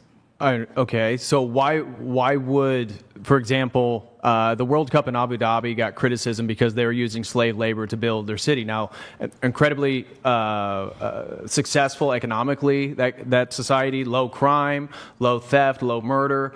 By a lot of metrics that we would analyze, we would say, wow, seems like the utility, if we're just going to make a utilitarian argument, that seems pretty effective. But at the same time, you would agree that slavery is wrong. I would agree too. I'm a Christian, so I'm not in favor of that. But my point is, within your worldview, I don't see how you can delineate between the two, because if you're just going on utilitarian consequences, it'd be very easy to find civilizations that do things that you would find abhorrent, and that utilitarian, that it's actually very, very successful for their society, and maybe that they're more successful than other societies that don't do those things. Yeah, I'm not a utilitarian. So again, if I was a utilitarian, I think I wouldn't hold the same values that I do now, again, in like equality of opportunity, of respect, etc. So again, this is going to be something where it's like a society is not successful, in my view, and a lot of Americans' view, if they do not, you know, promote, you know, the equality of opportunity and safety of all individuals. And why is that important? Because I feel like what I'm hearing is that you're getting back to a sort of moral worth of individuals, which I agree with. Yeah, right. But I'm just trying to figure out how do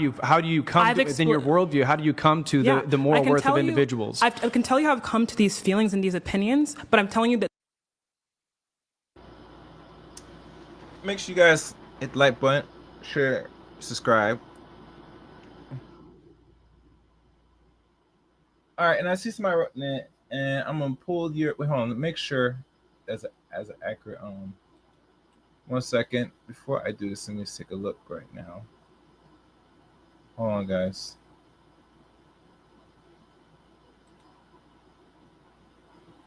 Let me look at this.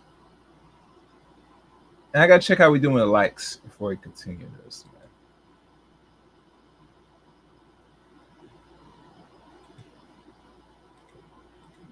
All right.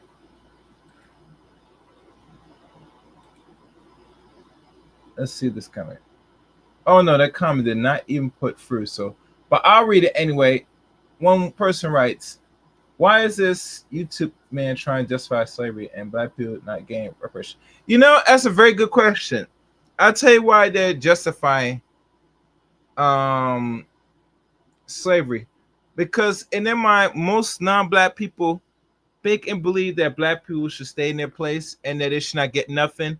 And what they're really trying to do, the real end goal, for people that don't know, is they're hoping by the year 2050, either 52 or 53, where there's very little FDAs, ADOS, black people, men and women in this country, because they're going to be amalgamated, mixed in with other black people from other countries that come in here, or other non-black people, that they'll be at a point now, if they decide to give it out, you will not be a certain percentage to really reap the rewards of the reparations that America can give you.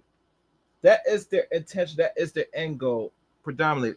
And I think this white man on the left, he doesn't know it, but really most white people don't want to give black people that's been here, that has built America, that's still ADOS, Foundation of Black Americans, to get shit. That's my answer to that question. All right, let's keep going. Fairies. Like moral claims, in my view, are not truth apt, meaning that you can't, like, in any way, they're not provable, they're not testable, right? And we've observed this, like, again, like through science and evolution kind of shows us that, like, people who kind of tended to respect other people and like other people, and work together with other people tended to survive more. And that biology, that chemistry of having like mirror neurons and, like, you know, just like social ability tended to become more of a prevalent factor in human biology. So I think that's how we can explain where moral claims derive from, but are they truth apt? No, that's what I'm saying. Okay, so would you, since you debase morality and ethics from truth claims, in which fair enough, at least you're being consistent. I appreciate that.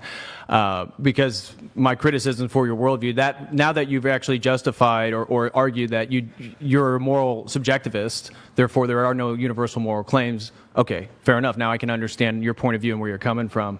My next question would have to do with, in a world like that, and I would assume maybe you're a fan of like somebody like Michel Foucault, that with theories of like power knowledge and stuff like that. Are you going to argue that the only thing that actually like really exists in the world is power? What do you mean by really exist? Before she answers that question, that's a very interesting question. One person writes, and I'm sure I think it's a woman. So many black people now use the same tactics against other black people. It's sickening, and so yeah, that's true. And 1D Forever writes, ridiculous. Indeed is. Share this on your timeline.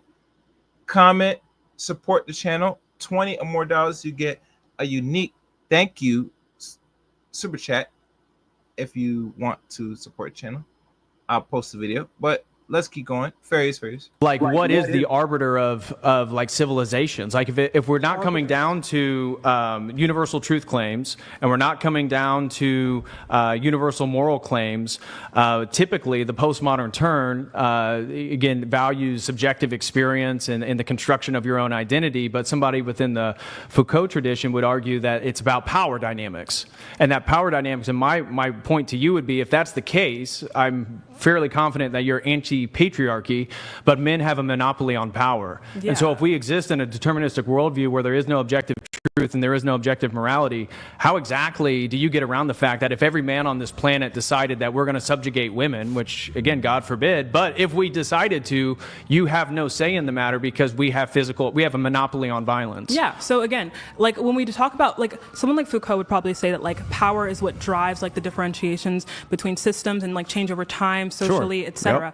Right? But they're not saying this is some type of, like, again, they don't make like a moral, like, there's no moral like claim on that. Yeah, they're it's just relativist. a descriptive fact, yeah, they're relativist. Right? Yeah. So I think that this is a descriptive fact that like men currently, we live under a patriarchy. Whoa, it's really loud outside. I'll just wait a little bit. But yeah, like, I think we can make this descriptive claim that like things like power and like and power imbalance drive like change in society, without saying that thus like whatever structure we're in is like good or making some type of like moral truth claim on whatever structure that we exist in, right? Perfect. Therefore, so I would say that like we should promote values like social cohesion, like respect, like equality. Why? Because I think it's good to value people, and like in that's an emotion. Why though? They're all determined. I've They're explained essentially to you that this is a descriptive framework, right? So I'm not going to be able to grant any objective moral truth to these claims, and I don't think anyone can do that, even no matter how hard you try. I don't think that's possible. But we can say in a society, okay, we care about people. We care about people's quality of life. Let's make a society that like maximizes that. I think that's what we've done in society like throughout time. If we want like a society with the most power, you're going to get like authoritarian fascism.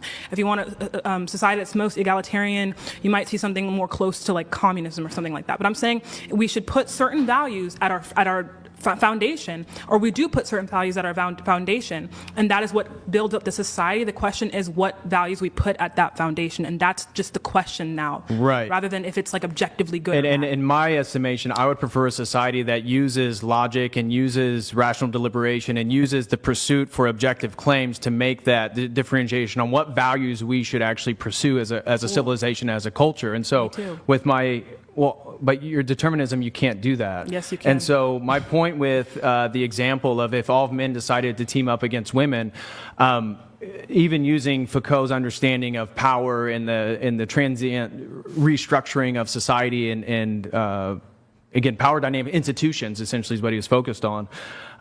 You yourself just agreed that you can't make a value claim against that. You can only have your own personal preference. Yeah, well, if you look at something like an objective moral claim, I don't even really know what that means, because it would mean like something that is just true because it's true. There's no evidence for it. This thing is just true. I could tell you right now that like Pokemon is like oversees the world, and Pokemon just exists in the cosmos, and they oversee this world, and that's just an objective truth. Why? Because it is. Because if not, I wouldn't like that world or whatever. But that doesn't mean that that's an objective like truth claim, right? An objective truth claim just is true, and to say something like that doesn't even make comprehensible sense to me.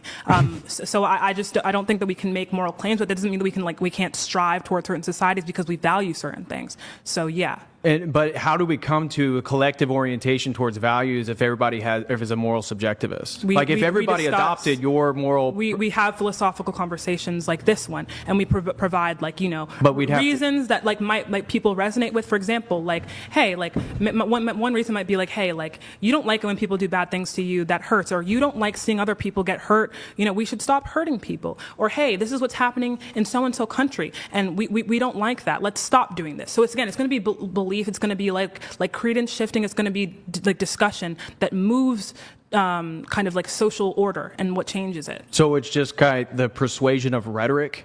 So we come to a table collectively, say the example like this, and then through rhetoric we persuade each other. Descriptively, that is what's happened over history. Yes. No, I would disagree. I would argue that there's actually axioms and premises and logical foundations for why we should choose certain things. I mean, I understand this is the fundamental contradiction between our worldviews, and that's why it keeps coming back to things like logic and things like objectivity. And again, I understand that within your worldview you can't have those things, and you're saying we don't need those things. We can make quote-unquote claims about the world based on our assumptions of the environment and how they stimulate us and our innate biology and how that affects us. And then you're agreeing that you can't make universal moral claims either, so you're a moral subjectivist.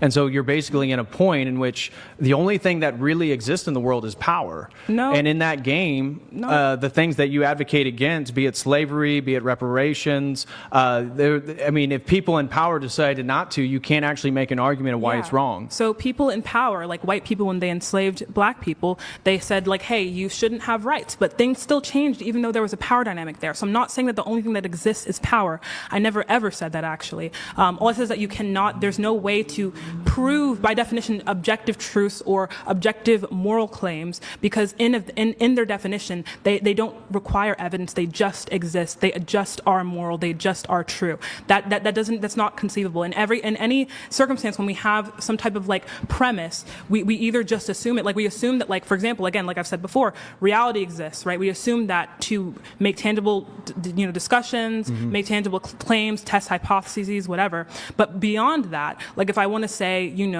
we should all I don't know, I'm trying to give some example. Like slavery should become a thing again. People don't say that as like some absolute truth. They give reasons why, and it persuades people or it doesn't. I'm saying that we need to push certain ideas and beliefs that, promote happiness and goodness, because I think most people would enjoy that. I think it would be the most optimal society when we value fundamentally, equality of opportunity and in general. And so how could somebody be, if free will doesn't exist, how could they be persuaded to adopt a different opinion? Like, because we don't have free will right now. However, I can have this discussion with you, and if we have, for example, let's say we both value individuals, but then you're like, I want slavery or something. I could say, well, hey, if you value people, here's what would happen under slavery. Then I could move your credence and move your belief into believing what I believe is that we shouldn't have slavery, right? So you can still move people's, beliefs would that under this in your opinion, in your worldview, does that insinuate that people can make choices between two different things? It wouldn't be a choice between two different things. It would be like your brain processing one belief over another belief, and depending on, again, your biology, your brain chemistry, and like your socialization, you would pick one over the other. However, if we introduce better stimuli or more stimuli that promotes one belief, you're more likely to believe that, and that's how we get, like, for example, better people in society. But if I'm determined, or my innate biology and my environment determines me to choose the opposite of that, aren't we both on equal footing? What do you mean by equal footing? That any claim that you make or any claim that I make, they're essentially equal claims. There's no one that can be superior to the other, because... I apologize. I see people in the chat room. Okay, Pokemon. Hey, Rain, you still using Rumble, correct? Yeah. I have Rumble account. I didn't post the link social media where you can follow me, but it's in the description of this channel and many other videos. But yeah, I do have Rumble. Let you know. All right, let's go. Due to the mechanisms of how I came to my decision, it's really just a belief that I've acquired, or the word you're using, assumption, because of the environment and the biology. Yeah. Nature versus nurture. And if that's the case, well, then I don't understand, again, the premise of the debate, the premise of coming here and persuading people, because the people that watch this and choose the opposite of you, they're no worse or better than you. It's the same. I mean, it's equal. It's just deterministic. I think it's funny needing to say that like one belief in this metric is like yours is better than mine. I think it's just that, like, in society, I think that all we can do, like, at least what I've seen, is take a descriptive lens and look at the history of society and look at the brain and just look at, like, the way that people act. I think that we have not seen any proof that these things are inherently better or worse. However, that doesn't mean that we can't promote different ideas because of what the outcome would be. For example, if you value human beings, which most human beings do, agreed, some such system would result. The question is not whether people value human beings. I think a lot of people, especially now, really do value human beings. Most of the time, the argument for slavery was just like, oh, they're not human, therefore we can do blank. Not saying that no one has ever not valued human beings, but many a time they have something like neurologically that is actually a disorder, or whatever the thing is. So what I'm saying to you is that whatever system is going to come about, depending on what stimuli we introduce and how we kind of gauge people who tend to have that bad brain going on, who tend to have like less mirror neurons, things like people who are like really bad psychopaths or whatever it might be. So it's not like a bearing on my claim. It's just like, I think I'm just describing how reality exists. Okay, I understand that that's what you feel like you're doing. My point is, I just don't see how your argument against somebody who would assume the opposite, so let's say me, for example, or anybody watching the stream, how we get to a point in which we can justify one over the other. And so what you were saying, and I was listening to your response, the follow-up I'd really like to hear is like, your anthropology, do you kind of view humans as mechanisms based on the nature and the environment and then the biology in which that they have? Are they a mechanism? Is that how you would describe it? You can call a human a mechanism or whatever you really want to. I feel like the way that you describe it doesn't really matter. If you define a mechanism as something that operates off of like inputs and outputs, I mean, you can define it that way, but regardless, what we have seen, what psychology has proven, why we have the nature-nurture debate is because people are composed of nature and nurture, and that is the claim that I am making. So the way that you codify it, it doesn't really matter to me. So my question then, if we are mechanisms, I'm curious, can I grape a typewriter? I mean, that is a mechanism that's purely based on inputs and outputs. And if we are mechanisms, then I don't even see how you could argue against grape, which again, as I'm a Christian, I believe we have free will, and that violates somebody's volition and consent. So it's wrong in that sense. But from your worldview, I don't even see how you could say that grape is wrong, because it's the mechanism. The man doing it was determined, and the woman receiving it, she was determined to kind of be in that situation no matter how she feels about it. So really quickly, so we don't think that grape is wrong, right? Just because like the person, I think part When of the you reason say is we, who do you mean exactly? I mean, I guess you can just say, like, in general, I think if we take it from a societal like lens, like even if the person like didn't know what they were doing, we would still didn't know what they were doing. We would still like kind of have a problem with it. But I think one of the biggest reasons why grape is wrong is because someone is negatively affected and they didn't want such thing to happen to them, etc. Right? I think grape is wrong because I value people and I value human beings and their well-being and their safety. Right? So when someone grapes someone,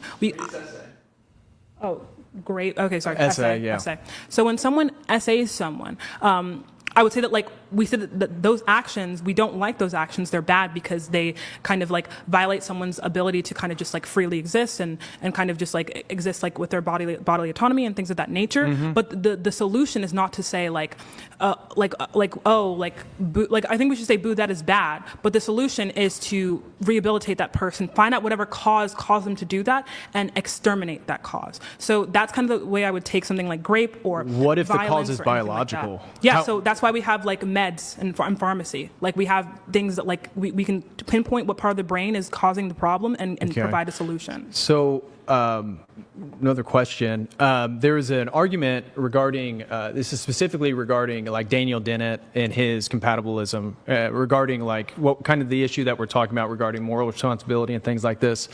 And it's called the manipulation reductio ad absurdum argument. And so suppose there's a woman named Alice and that a neuroscientist engineers her so that due to all mechanisms that she is programmed to commit a murder. And she, through compatibilism, again, Daniel Dennett's terms, uses her freedom to choose based on those things. So there's not an exterior compelling her, an exterior reason or cause compelling her to commit the murder. And then she commits the murder.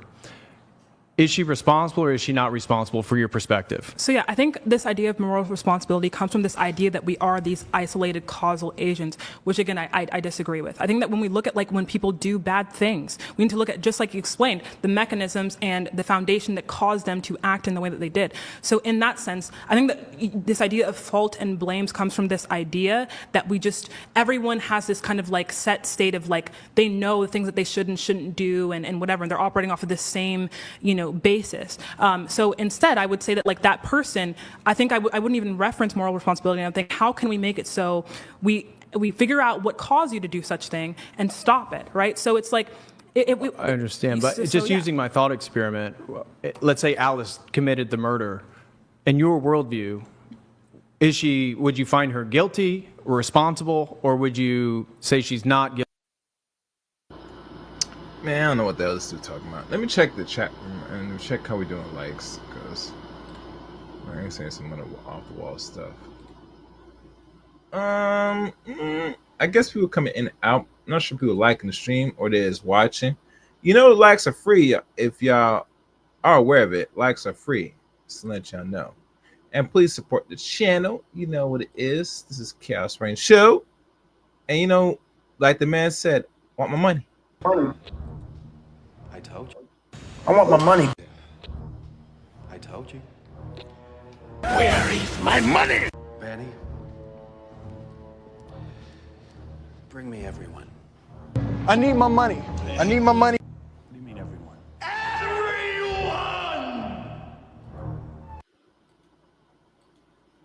Support the channel, guys. Support the channel. Super chat or cash app. I think cash app $, Chaos Reign. Chaos 8 Reign. I think that's my cash. I don't know. I get confused. Anyhow, let's continue this. Various. Responsible because she was programmed through neuroscience, say like a Neuralink, Elon Musk Neuralink or something like that. Yeah. Again, what is she? if you want to go from my framework and Yeah, that's what I want to know. Is like in your legality, framework, how would you address Alice? Yeah, so legality works in a way where it should prioritize rehabilitation and fixing whatever, again, caused the output, right? So, for example, if it's her engineering, you said it was engineering, that kind of sounds like a lot like biology. If it was her biology, something that she was encoded with, we fix that, right? We give her the drugs that she needs, and then we take her to somewhere where she can no longer hurt people, right? That is the output. So my legal framework does not have to do with like dishing things out because you deserve it. It's dishing things out they're going to fix the problem. I just want to know if she's culpable. Like in your worldview, is Alice culpable for the murder because the neuroscience engineered her to do it? No. Yes or no? So she's not culpable. No, I don't. Well, see that would culpability violate as compatibilism because in that hypothetical, she is not compelled by external factors, and she's only conditioned by her internal response in her biology, Yeah. and therefore within a compatibilistic framework. I'm not a compatibilist. So earlier you were arguing for compatibilism. What? No, I wasn't. I'm a determinist. There's a difference between determinism Exactly. and Well, compatibilism is a form of determinism. So maybe you can call it soft sub-branch. determinist. Yeah, it's a sub-branch. Or whatever. It's a sub-branch. But once again, a determinist would say that she is culpable. I would say she's not, because as a hard determinist, not a compatibilist, I would say that even your biology is one of these causes that you are not in control of. You don't author it. And compatibilists agree with that, but they just define free will differently. So like Sam Harris then, who's a hard determinist, would you argue that people so for example, Sam Harris is famous for being very anti-Islam, and he's okay if like all Muslims were, for your position, rehabilitated or like a cancer extracted from a tumor from the world because of the consequences. He argues that the program of Islam, look, again, using a metaphor of a computer or something like that, that software needs to be eradicated. So is that also your opinion? Do I think that people who practice Islam should be It's not just about eradicated? Islam, it's in general. I'm just saying that for Sam Harris in particular, that's an issue that he uses his hard determinism and talks about Islam as a cancer, as a tumor in regard to like our global society. His hard determinism, because it sounds like what I'm hearing is that you're kind of parroting the hard determinism of Sam Harris. Yeah, so That's my point is he would argue that we just need to, hold on, just let me finish and I'll let you go. Okay. That he would argue that we need to eradicate that group of people or rehabilitate them because the software is cancerous. That's his argument. So I would definitely say that. So I don't know what parts of Islam he's entailing are cancerous. I don't take that position. I wouldn't. But I would say that if any group of people, regardless, anyone who is committing just like violent crimes or things that we would deem as socially unacceptable, right, we would isolate the cause, right, which is always going to terminate in their biology or their socialization, and we would extract the causes. It's usually going to entail, again, rehabilitation. So I've given you my answer for that. Okay. It's usually going to be rehabilitation and then kind of just like removing this person from a place where they can do that again. Right. And that's where, when you kept saying rehabilitation, that's where, in my head, it kind of keynoted Sam Harris, because that's the rhetoric. His argument for that. Oh, well, that's kind of the rhetoric he uses in one of his books on free will. I remember reading it. It was years ago. But yeah, that's the way that he tries to get around, again, the moral culpability and stuff regarding his worldview, because he does recognize that he can't actually justify morality or truth in his worldview, and so he has to develop different systems to try to justify those things. Yeah, cool. I mean, I just think that rehabilitation is just the most, even like logical way of kind of uprooting. But how would you, what is, in your worldview, in an ideal circumstance, what is rehabilitation? Because what you would identify as the ideal rehabilitation, I could argue as like something is negative. For example, I'm not in favor of like the LGBTQ movement as a traditional Christian.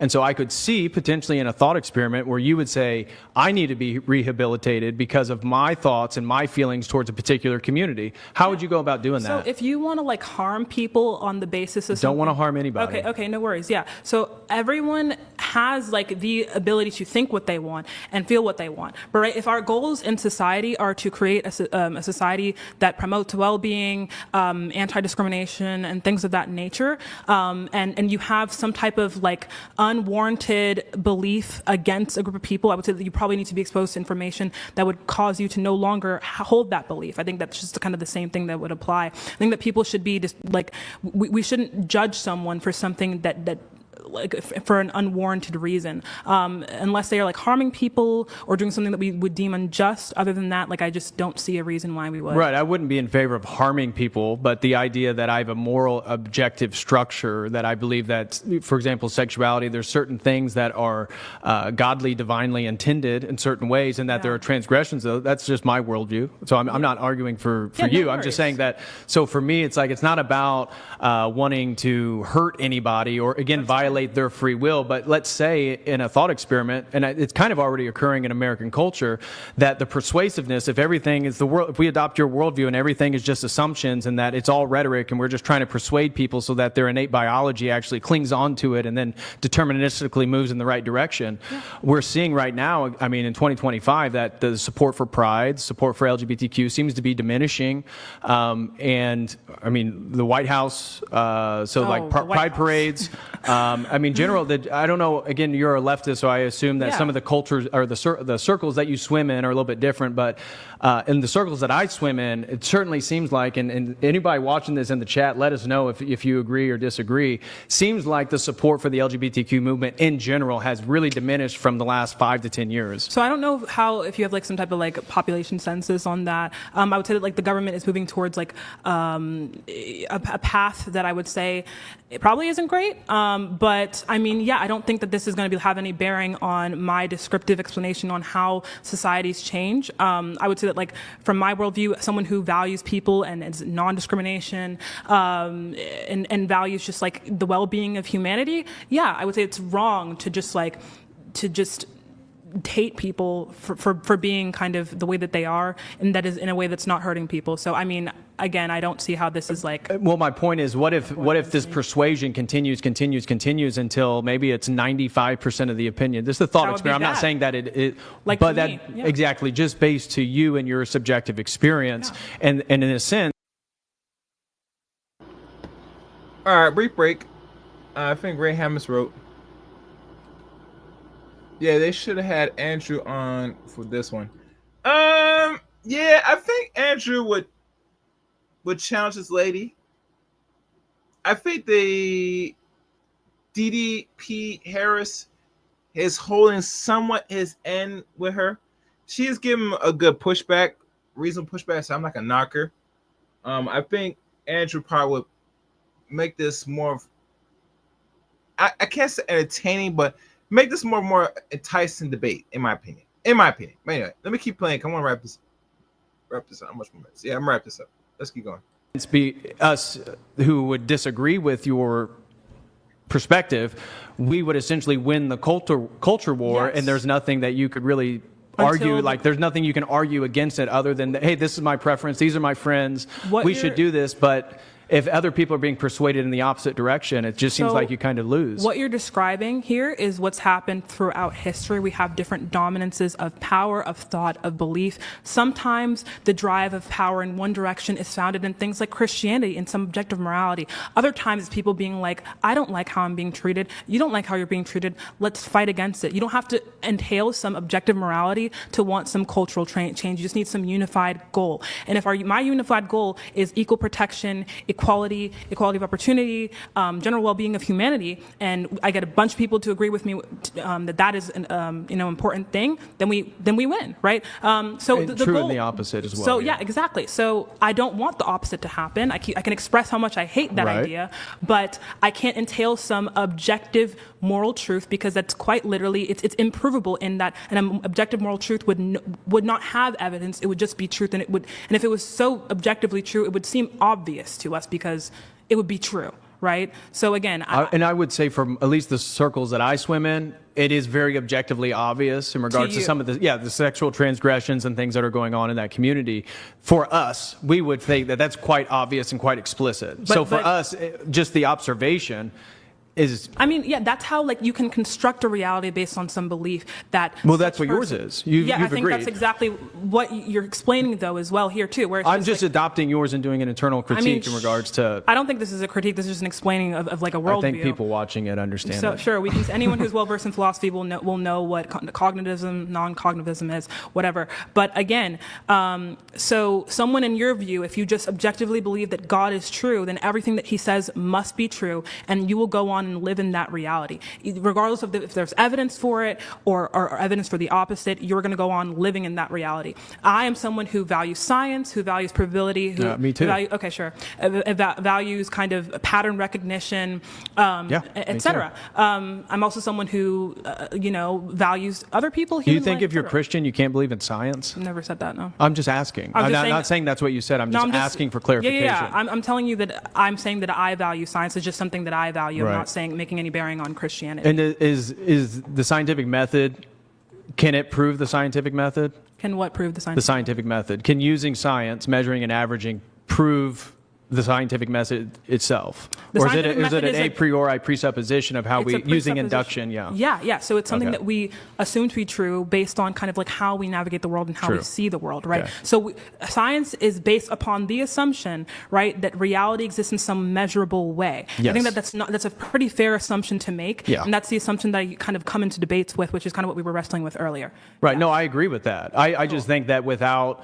Again, this is where I would perform if this was getting into a much larger debate in regard to philosophical transcendentals or using the transcendental argument for God. I would appeal to a coherency theory that my paradigm is actually much more coherent and allows for things like science and objective truth and morality to be justified. And that's how, again, using the laws of logic. I know that you argued earlier that logic isn't a methodology to proof, but it is. And that's what I would use to justify that belief in God is actually a superior worldview, because you don't have to presuppose things like the laws of logic or like the law of non-contradiction, the law of identity. Like science is working based on the presupposition that tomorrow will still be the same as today, but that is built on a logical presupposition that science itself can't prove. So logic and reality or something tangible existing outside of this human experience are all presuppositions we make to believe in science. But that presupposition is simply because we don't have any information that deems the opposite. So I don't think we need to fall into some alternate conclusion because it makes things easier. Because then I don't have to make an assumption. We make that assumption because it makes the most sense because we don't have any evidence of the opposite. So it's more so making sure that we're the most airtight in our descriptions of how things are and how we pattern recognize, et cetera. It's just kind of making the way that we kind of pursue information seeking the most airtight. So, I mean, I don't have a problem with those assumptions. I think it's pretty fair to make the assumption that, reality is real, that tomorrow will be tomorrow. That is the foundation of science. I completely agree. Right. Okay. I mean, that pretty much answers some of the foundational objections that I had regarding your worldview. And I think that my presentation has come across in regards to the lack of objective epistemology, the lack of moral responsibility, and that you've granted that you're a moral subjectivist. So my point still stands. So you've adopted a position that coincides with a deterministic worldview that doesn't allow you to justify those things. And fair enough, that's where I granted you. At least you're being consistent. In regards to the ethical and moral component, you being a subjectivist is at least consistent with your deterministic framework. Well, yeah, I think that in regards to kind of like just like the whole assumptions thing, if you believe in science as someone who is non-religious, you are making this assumption as well that like reality exists. Okay, Ray wrote something in the chat room. Hold on, let me just acknowledge the chat room again. All right, I see. And Ray writes, she's super whitewashed. Look at how she talks. I'm not saying she should be a ratchet, but damn, no, I like how she carries herself. I like it very much. Let's keep going. Objectively, that things that have patterns, that things have causes, etc. And it's a pretty... Oh, guys, we might give this video a like while you're watching. Thank you. Sound assumption to make, especially when we don't have provable evidence of the latter. So yeah, I think that what I'm saying makes a lot of coherent sense. Same thing with morality. We haven't been able to find some truth in moral claims. It's just non-testable. Although we do see that evolutionarily, it makes sense why we value other people. We value human beings. We value people being okay, like well-being, over non-well-being, etc. So I think we have a lot of explanations for why we feel these things, but I think that a lot of times emotivism comes to recognize that moral claims and attitudes do come from, again, this feeling, right, that sometimes you can point to in the brain, socialization, etc. So, yeah, I think that kind of sums up what I've wanted to say. Okay. You have any counter questions for me in regards to my worldview? Yeah, I just think, I think if we kind of, I don't know if we want to go back into this, but the agency thing, I do still just have like a really big issue with it, with this knowing that there is some set future, and then also saying that we can act out of accordance with it seems to be incoherent to me. Well, it's a category. I mean, my argument, that'd just be a category error in regards to God. And so that's the whole point of sin. So we can choose right and wrong decisions. Some of us choose bad decisions, and those consequences follow. And God, Christ, being the incarnate God, has a perfect heart. That heart is the heart that all of us are going to be judged upon. And my agency to choose right or wrong does not diminish God's omniscience. And God's omniscience does not diminish my ability to make a free will choice right here, right now. So again, predictability is not proof of determinism. And it's just probability under limited circumstances is essentially what you're, and that's where my point with the restaurant earlier, it's like just because there's limited opportunities to choose on a particular menu doesn't mean that I'm determined for any one particular meal that I choose. Okay. So once again, I just want to kind of like get it straight from here. Do you believe that there is some future that exists? Like there is a future that exists? Obviously. Right. Okay. So again, if there is some future and some events that exist in that future, then those events must happen, and you cannot do any events that would contradict that event. So say again, if there, I don't know what the hold on. I don't know what the future is, and we know that God again still exists outside of time, but we do know that He knows what this future is. Right. We're sitting at this point of the present where we cannot kind of like actually perceive of that, but we know that it exists if we presume that God exists. The question is, can you do anything that is not entailed in that future that God knows exists? Just yes or no. Can I do anything in the future that God knows exists? No. Can you do anything like in this set future that God knows exists that... But He's already at the end point of history, so it's already happened. Right. That's fine, right? Okay. So it's already happened. These events are going to happen, whatever. But in these events that are going to happen, can you do anything other than the events that are going to happen? If I made a different choice at that point, then it would have been, again, God would have already known what choices I already make. So again, this is a category error because the choices I make in temporal space and time are not determined by God's omniscience of knowing which decisions I choose. I'm not saying that because He knows is why well, you keep asking, insinuating. Let me finish. You keep asking if I can choose to do something different. Is that not what you were asking me? No, I'm not done yet. Though. But that is exactly what you're asking me. Right? See, but I thought we weren't supposed to be cutting people off. Okay, so see. Okay. Anyway. Unbelievable. So sensitive. Okay. Anyway, so if there is some set future that you know is going to exist, it's a simple question. If there is some set future that we know exists, can you do anything that is not in those events of the future? Just a yes or no. Again, the premise of the question. Yes or no? No, that's not. I'm not going to fall into your dialectic. It's not a trap. Well, let me respond. I get to respond however I want. No. Oh, I don't? You can be bad faith if you want. How is that bad faith? Because you're not. Do you even know what bad faith means? It's when you're arguing like disingenuously. Yeah. And that's what I'm disingenuous by saying that God's omniscience doesn't entail. You're disingenuous by not answering the clear yes or no question. I can make free will choices. God knows what choices I already make. I can choose different choices in that particular period. So free will entails that there, in some event, there is a choice that you can make other than another choice, right? There's not some like lineage, even though we're already entailing that God knows some like events that are going to happen in the future, right? Yeah. But you're presuming that you can pick something other than whatever is going to happen. So tomorrow, if God knows, let's just assume God knows that tomorrow, even though He exists outside of time, He does still know that tomorrow you're going to pick a blue shirt. That means that you cannot pick any other shirt but the blue shirt. Just yes or no? No, it's because God knows I chose the blue shirt. Because in His perspective of being outside temporal space and time, that's the shirt that I chose. Okay, so you couldn't have picked a red shirt then. You could not. No. Oh, what's good, Raham? Oh, sorry. Yeah, hit the like button. Hit the like button. I'm lost right now. I'm kind of lost right now. I'm back and forth. It's hard to stay tuned with this, but let's fight for it. Very serious. not have picked a red shirt because he knows that you're going to pick a blue shirt, so you can't pick His a red knowledge doesn't determine my choice. shirt. I'm not saying that his But knowledge that's what determines that's the it, insinuation right? of your So claim. I'm saying That's that the he insinuation. I'm saying that it's already.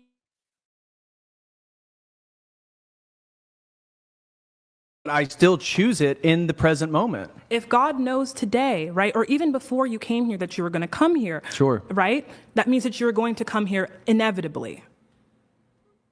He knows that that was the decision I was going to make, and he knows outside So you space and couldn't time have- that I've already made that decision. So you couldn't have not come here. I could have chose, yeah, and he would have That's a known that that was the contradiction. choice that I made because he's outside space and time. He's already at the end of history. He knows that that was the choice that I made. That is a contradiction. No, it's not. No, it's not. Yes, Again, it the is. super chatter highlighted. People watching know that this is kind of a I don't think Reddit I'm tier gonna level use- argument I don't think I'm gonna use about the God's people omniscience. And you watching- realize that I'm not a Calvinist, right? don't think- So I don't I'm believe in not any gonna sort of use- theological determinism. I'm not going to use the people watching to determine who is correct or incorrect in the debate. Well, you especially should when because you don't have an metaphysics- you don't have an especially arbiter when for objective metaphysics, truth. psychology, If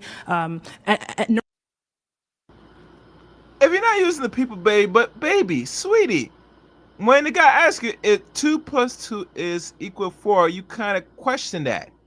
In a way, not like that, but you question it. So come on. I think the people in the chat that does watch the whatever podcast are a little bit more knowledgeable than you. Not saying I won't take their word for it if it's more men on that podcast watching, but let's be real.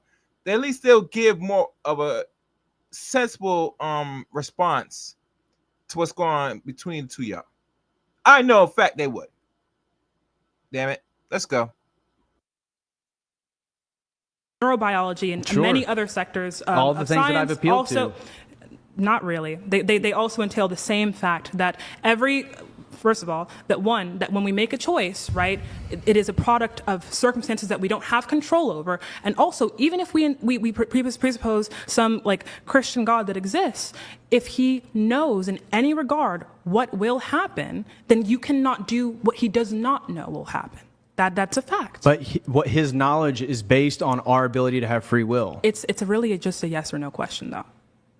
So, It's going I nowhere. mean, this is there was multiple contradictions there, but anyway. Oh yeah, well, name them. What are the contradictions? Yeah, so tell me the logical contradictions I made. Saying that God knows what you're going to do before you do it, but also he only knows things that you know that you're going to do because he's seen it before. So Yeah, he's outside space and time. That's a Right. category error. right, so it's not a category yes, it error. is. If God knows you're going to do some set things, you can't do the things that he does not know you're going to do. That's essentially the problem with your argument. It's That's clear not as a day. problem. Yes, It's it is. No, that's not. Yes, it is. That's not a problem. Even if you're not aware in the moment that you're going to do something, you were always going to do that said thing.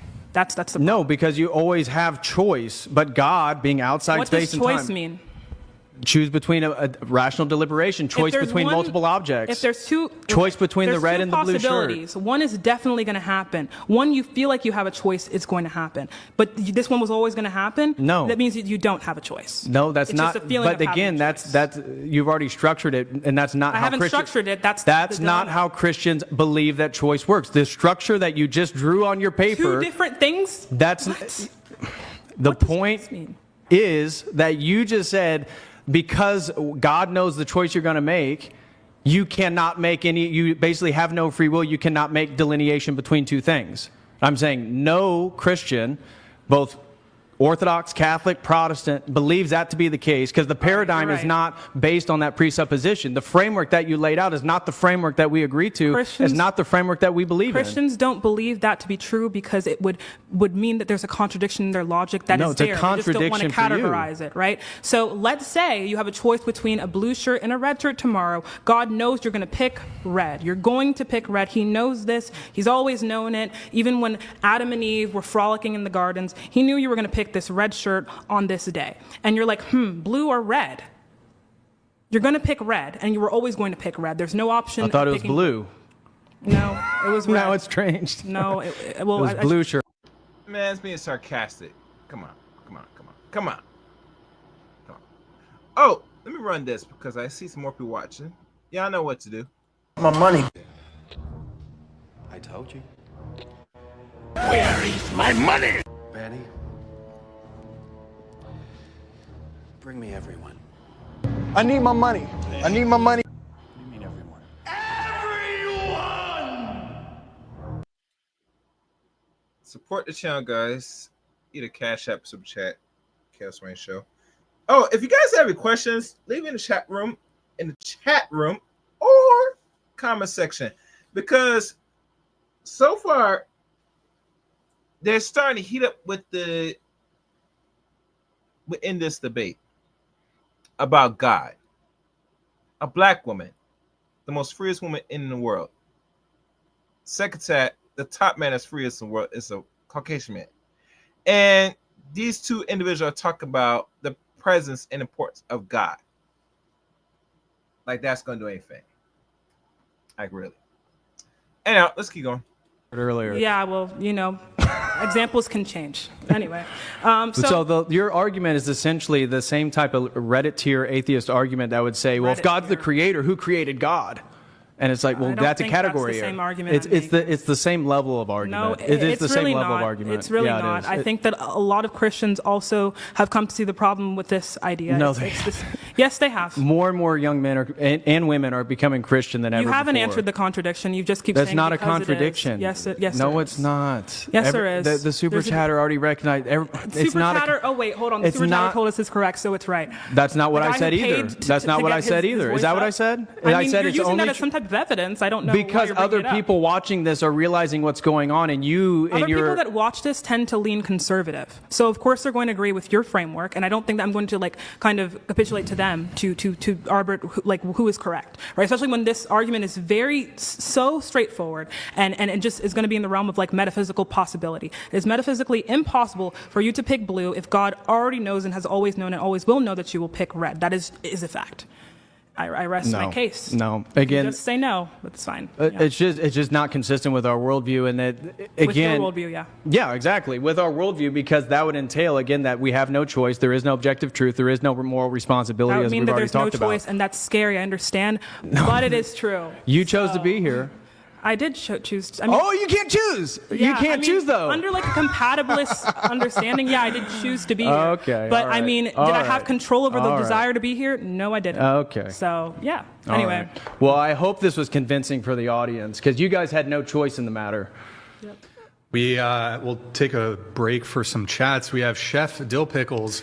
He writes, Zena said that axioms are his preference, and then almost immediately said we should do what most people want. Absolutely cognitively dissonant. Yeah, so never said that we should do what most people want. Definitely didn't appeal to numbers. So that over time, we generally do power is held by the majority, and we tend to structure society based on what the majority wants. And then also axioms are preferences. No, didn't say that.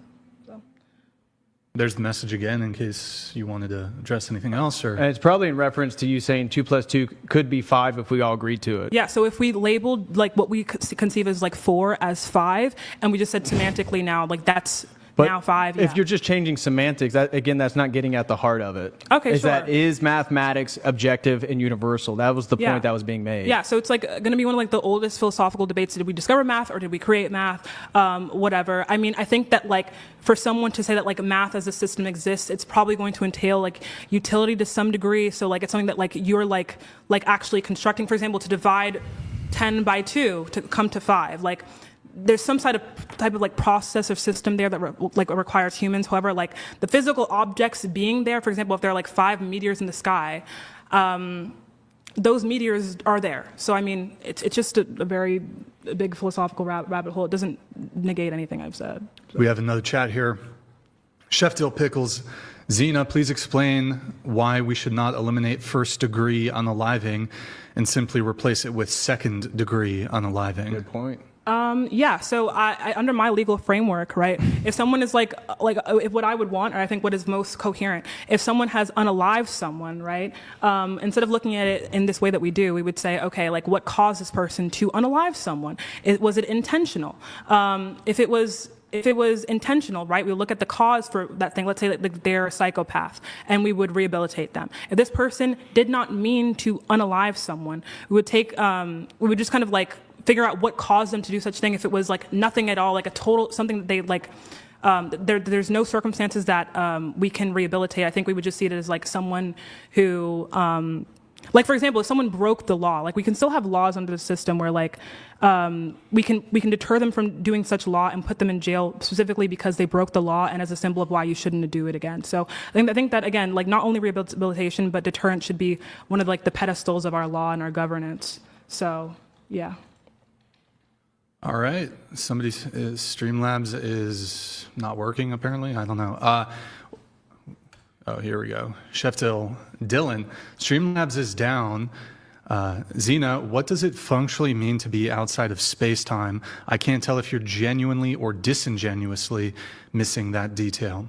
Yeah, so it means that you're not bound by time, right? Even still, regardless of God knowing something before or after or during, if something is said to have if something is said to be something that he knows, it means that it will happen because he is God. So I'm not saying that like he must know this thing before you did it, even though you kind of agreed to that. I'm saying that God, in whatever sense, knows that something is going to happen, and thus it will happen that way. That's all my argument is, unless you agree. And for you, that means determinism, right? That's like a... Yeah, I mean, if you want to take it to be... Well, that's what you're trying to use it as, right? Well, Correct? it proves that, like, in any circumstance, something was always going to happen, yes. Well, something's always going to happen, but the reason why you're bringing that up is try to insinuate that even in my worldview, believing in God, it's determined. That's the premise of what you're trying to present.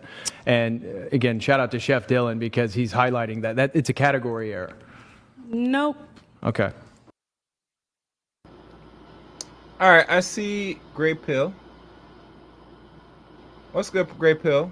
I hope everything's well with you, brother. I know you haven't passed by here lately. You know, I kind of changed things up a little bit, as you could tell, Gray Pill. As you can see, how many people watching it's a total big difference since last time you've been on my channel. You got wrench, Gray Pill? I'm kind of curious. Do you have wrench? Let me know. Let's keep going. God knowing something means that it will always happen that way. It is true. Okay. So you can't do the opposite of that. Okay. Is that true? As a matter of fact, since you're in the building, Gray Pill, what is your one question, Gray Pill? In regards to Zena, what is your views about this lady? Because I'm still not new to this woman. I'm still, practically new that she's be on a lot of podcasts. The one particular famous one that has a lot of subscriber base and it's pretty popular called Jubilee. I'm not sure how well you're well versed of this woman named Zena. Curious. All right. Doesn't mean the determinism. Okay, whatever you want. Okay. All right, we have about 25 minutes left. So why don't we do closing statements and then the rest of the show, for what time we do have remaining, we'll open it up to some audience questions. Sure. We'll lower the read or TTS threshold. We'll put it to we'll do $69 TTS because we don't have too much time. So Zena, you go first with your closing statement. Then Patrick, you'll go after. Go ahead.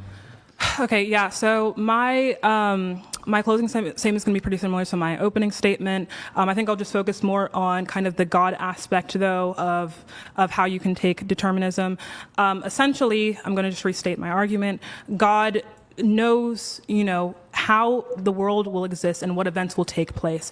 Regardless of time, events are going to happen in the way that he knows that they will happen. And thus, you cannot act out of accordance with what God knows, right? So it doesn't matter, like, if we're talking about this in, like, a circumstance of time or not, if God says that blank thing is going to happen a certain way or blank thing is, it always will be. So thus, if God says, you will pick up this cup, you're going to pick it up, right? That's going to happen. So therefore, this concludes that, like, God knowing every action that we're going to take and every thought that we're going to have or every thought that we do have, regardless of, like, the fact that he is outside of time, we cannot do anything that he does not know. And thus, there are some set actions that we will take throughout life that he has always known are going to exist that way, and thus we cannot act differently. There's just this feeling or illusion of choice.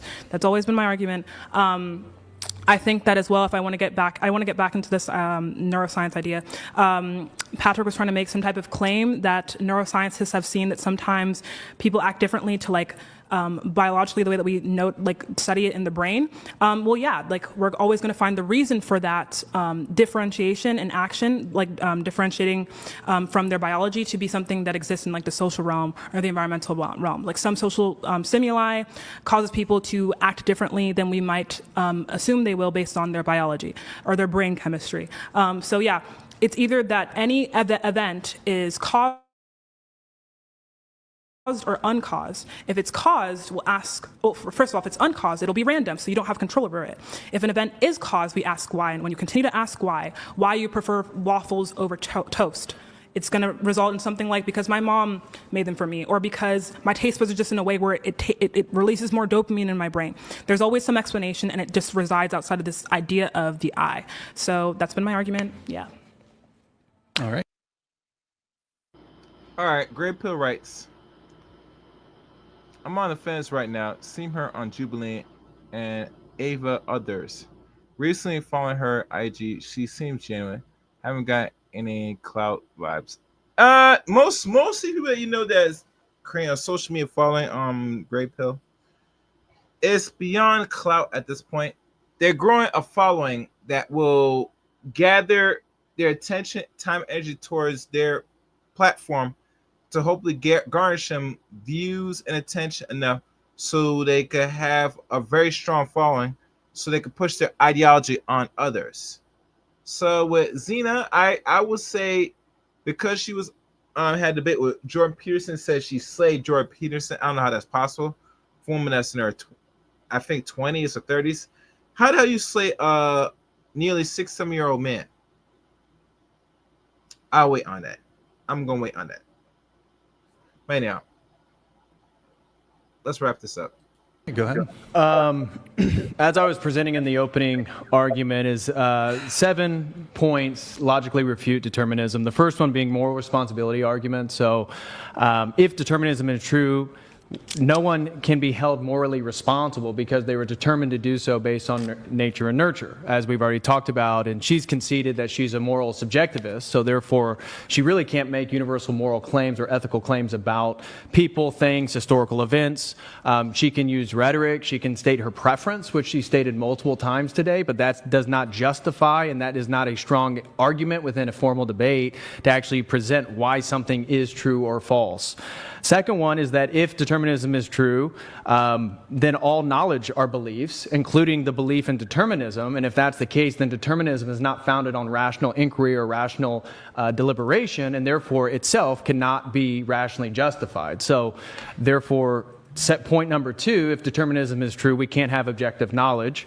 Point number 3 is that no determinist actually operates in the world as if they're a determinist. Determinism would violate the idea of voting. Again, I'm not the biggest advocate of democracy myself, but democracy is premised upon the idea of free will and that you can make delineations between things and choose. But she would argue that you're really just conditioned to choose whoever your political person that you want to support is. Fourth argument is that from the counterfactual possibility is that all decisions presuppose modal freedom. And so even though she has a sort of semi-compatibilist, she says she's a determinist, but then she appeals to compatibilism in regards to her ability to choose and be here today, it still insinuates what's called modal freedom. And so it's still, even within a compatibilist framework, we have to evaluate alternative possibilities. And this is true within legal structures. So like our entire legal institution is built upon that there could be something or it could have been the opposite. In her worldview, there is no opposite because everything was determined. Number 5, the neuroscience misinterpretation argument regarding Benjamin Libet. And this research has kind of been followed up more recently with John Dylan Haynes arguing again that these resting potentials demonstrate that the brain is deterministic and that things fire before every action we do. And then that's been disproven. Again, I recommend everybody to go look a paper. It's from 2012 by David Scherger. It's called RP as Neural Noise, and highlights that now the kind of operating standard within neuroscience is that these neuronal firings before actions are actually just neural noise, and they're not deterministic structures in regards to behavior. Number 6, creativity and novelty argument. So again, that you can't have art, poetry, invention, all these things, moral heroism. So again, I'm surprised she didn't bring up more arguments regarding biology or evolution and the evolutionary constraints in regards to our biology. But you know, art, poetry, moral heroism, people who actually self-sacrifice themselves and kill themselves. This is a defiance against, again, this idea of like survival of the fittest and that we do everything for personal survival. And then number 7 is the problem of infinite regress. And I think this is a pretty strong logical argument against determinism, is that there has to be an unmoved mover. I mean, this was Aristotle figured this stuff out in classical Greek philosophy. And so determinism relies on an infinite causal chain. Well, where does the causal chain begin? It typically begins with the Big Bang. That's why I brought up cosmology, which she wasn't really wanting to get into. And so free will allows for an uncaused cause within a person. Again, being made in the image of God, the Imago Dei, Genesis 1:26, allows me to be my own uncaused cause within the world through the utilization of my free will. And as I said in the opening statement, you know, the 20th century, this is why determinism has really kind of fallen to the wayside, is because quantum mechanics, the Heisenberg uncertainty principle, has demonstrated that Laplacian determinism, again, Laplace's demon, which is a thought experiment, that's not how the universe actually works. And this is more consistent with a theological worldview, because I believe in miracles, right? So I don't believe in a deterministic system. I'm not a deist either. So God's intervention into the world is a real occurring fact. And I would appeal also to number 2, chaos theory, which also mathematically demonstrates the same thing, that we live in an undetermined or indeterminate world. And that is consistent with my worldview as God created creation, and that miracles and his agency can actually still affect the world. Remember, he said chaos theory. Did somebody say chaos? While me, being made in the image of God, can still have free will. Kurt Gödel's incompleteness theory, again, trying to prove determinism based on determinism is impossible. This is kind of what this general problem is why logical positivism failed in the early 20th century. And so the cognitive revolution as well. Skinnerian behaviorism was overthrown in the 50s and 60s. And this was done by, again, linguistic work. I'm not the biggest Noam Chomsky fan, but Chomsky's work regarding linguistics and language acquisition shows, again, that we do have human agency and human free will, and that these aren't deterministic mechanisms. The philosophy of mind, as I said, typically the majority of the field adopts an emergentism, the idea that we actually have a mind. Now, emergentism argues that the collective firing of neurons is so complex that we have an emergent property, right? So water molecules, you can have a molecule of H2O, but until you have multiple molecules, you don't have what's called wetness. That's an emergent property. And so I'm not an emergentist. I don't believe in emergentism. As I said earlier, I'm more of a hylomorphic in the Aristotelian tradition and the Christian tradition. But emergentism is kind of the dominant stance within philosophy of mind right now.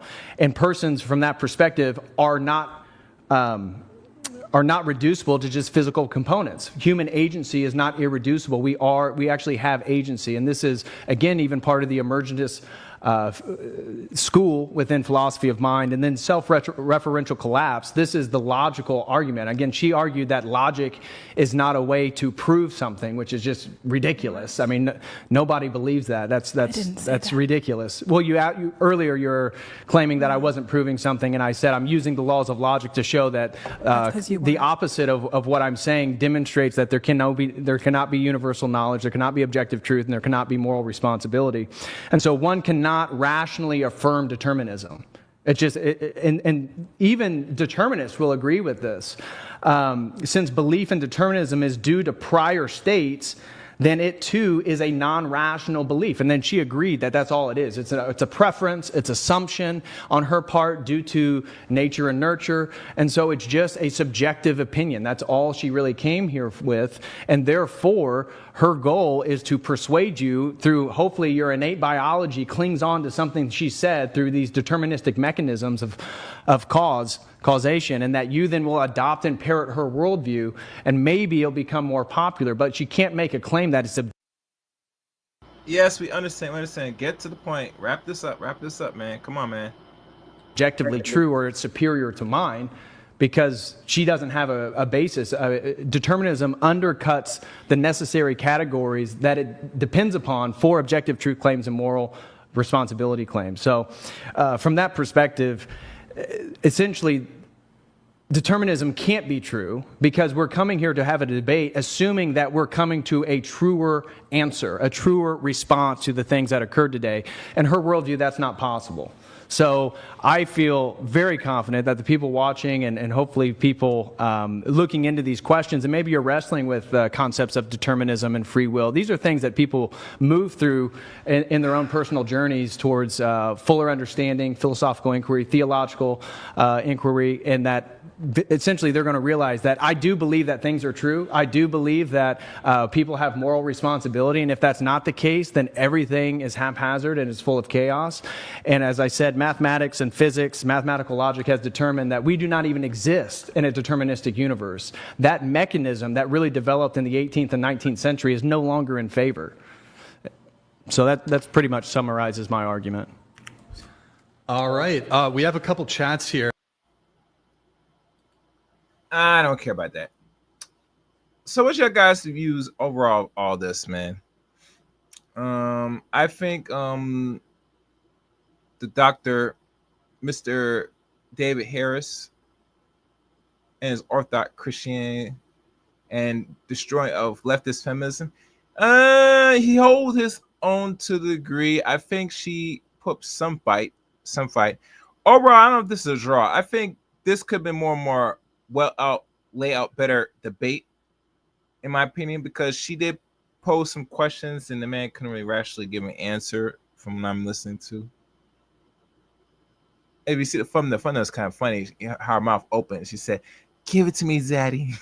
I ain't joking. But overall, this was it could have been a better debate, in my opinion. This could have been better planned out. But what I could say, I just covered the content. What says you? Leave your thoughts in the comment section of this one. The links to follow me are in the description below. Follow me on Twitter at ChaosRain7. Add me as a friend on Facebook, Eric Ray on Facebook. Join my Discord service. Follow my Rumble handler, CRain23 on Rumble. And last but not least, become a member of the Chaos Rain Show. Thank y'all for listening and watching. Until next time, really. Oh my all, dear heart. The Chaos Rain!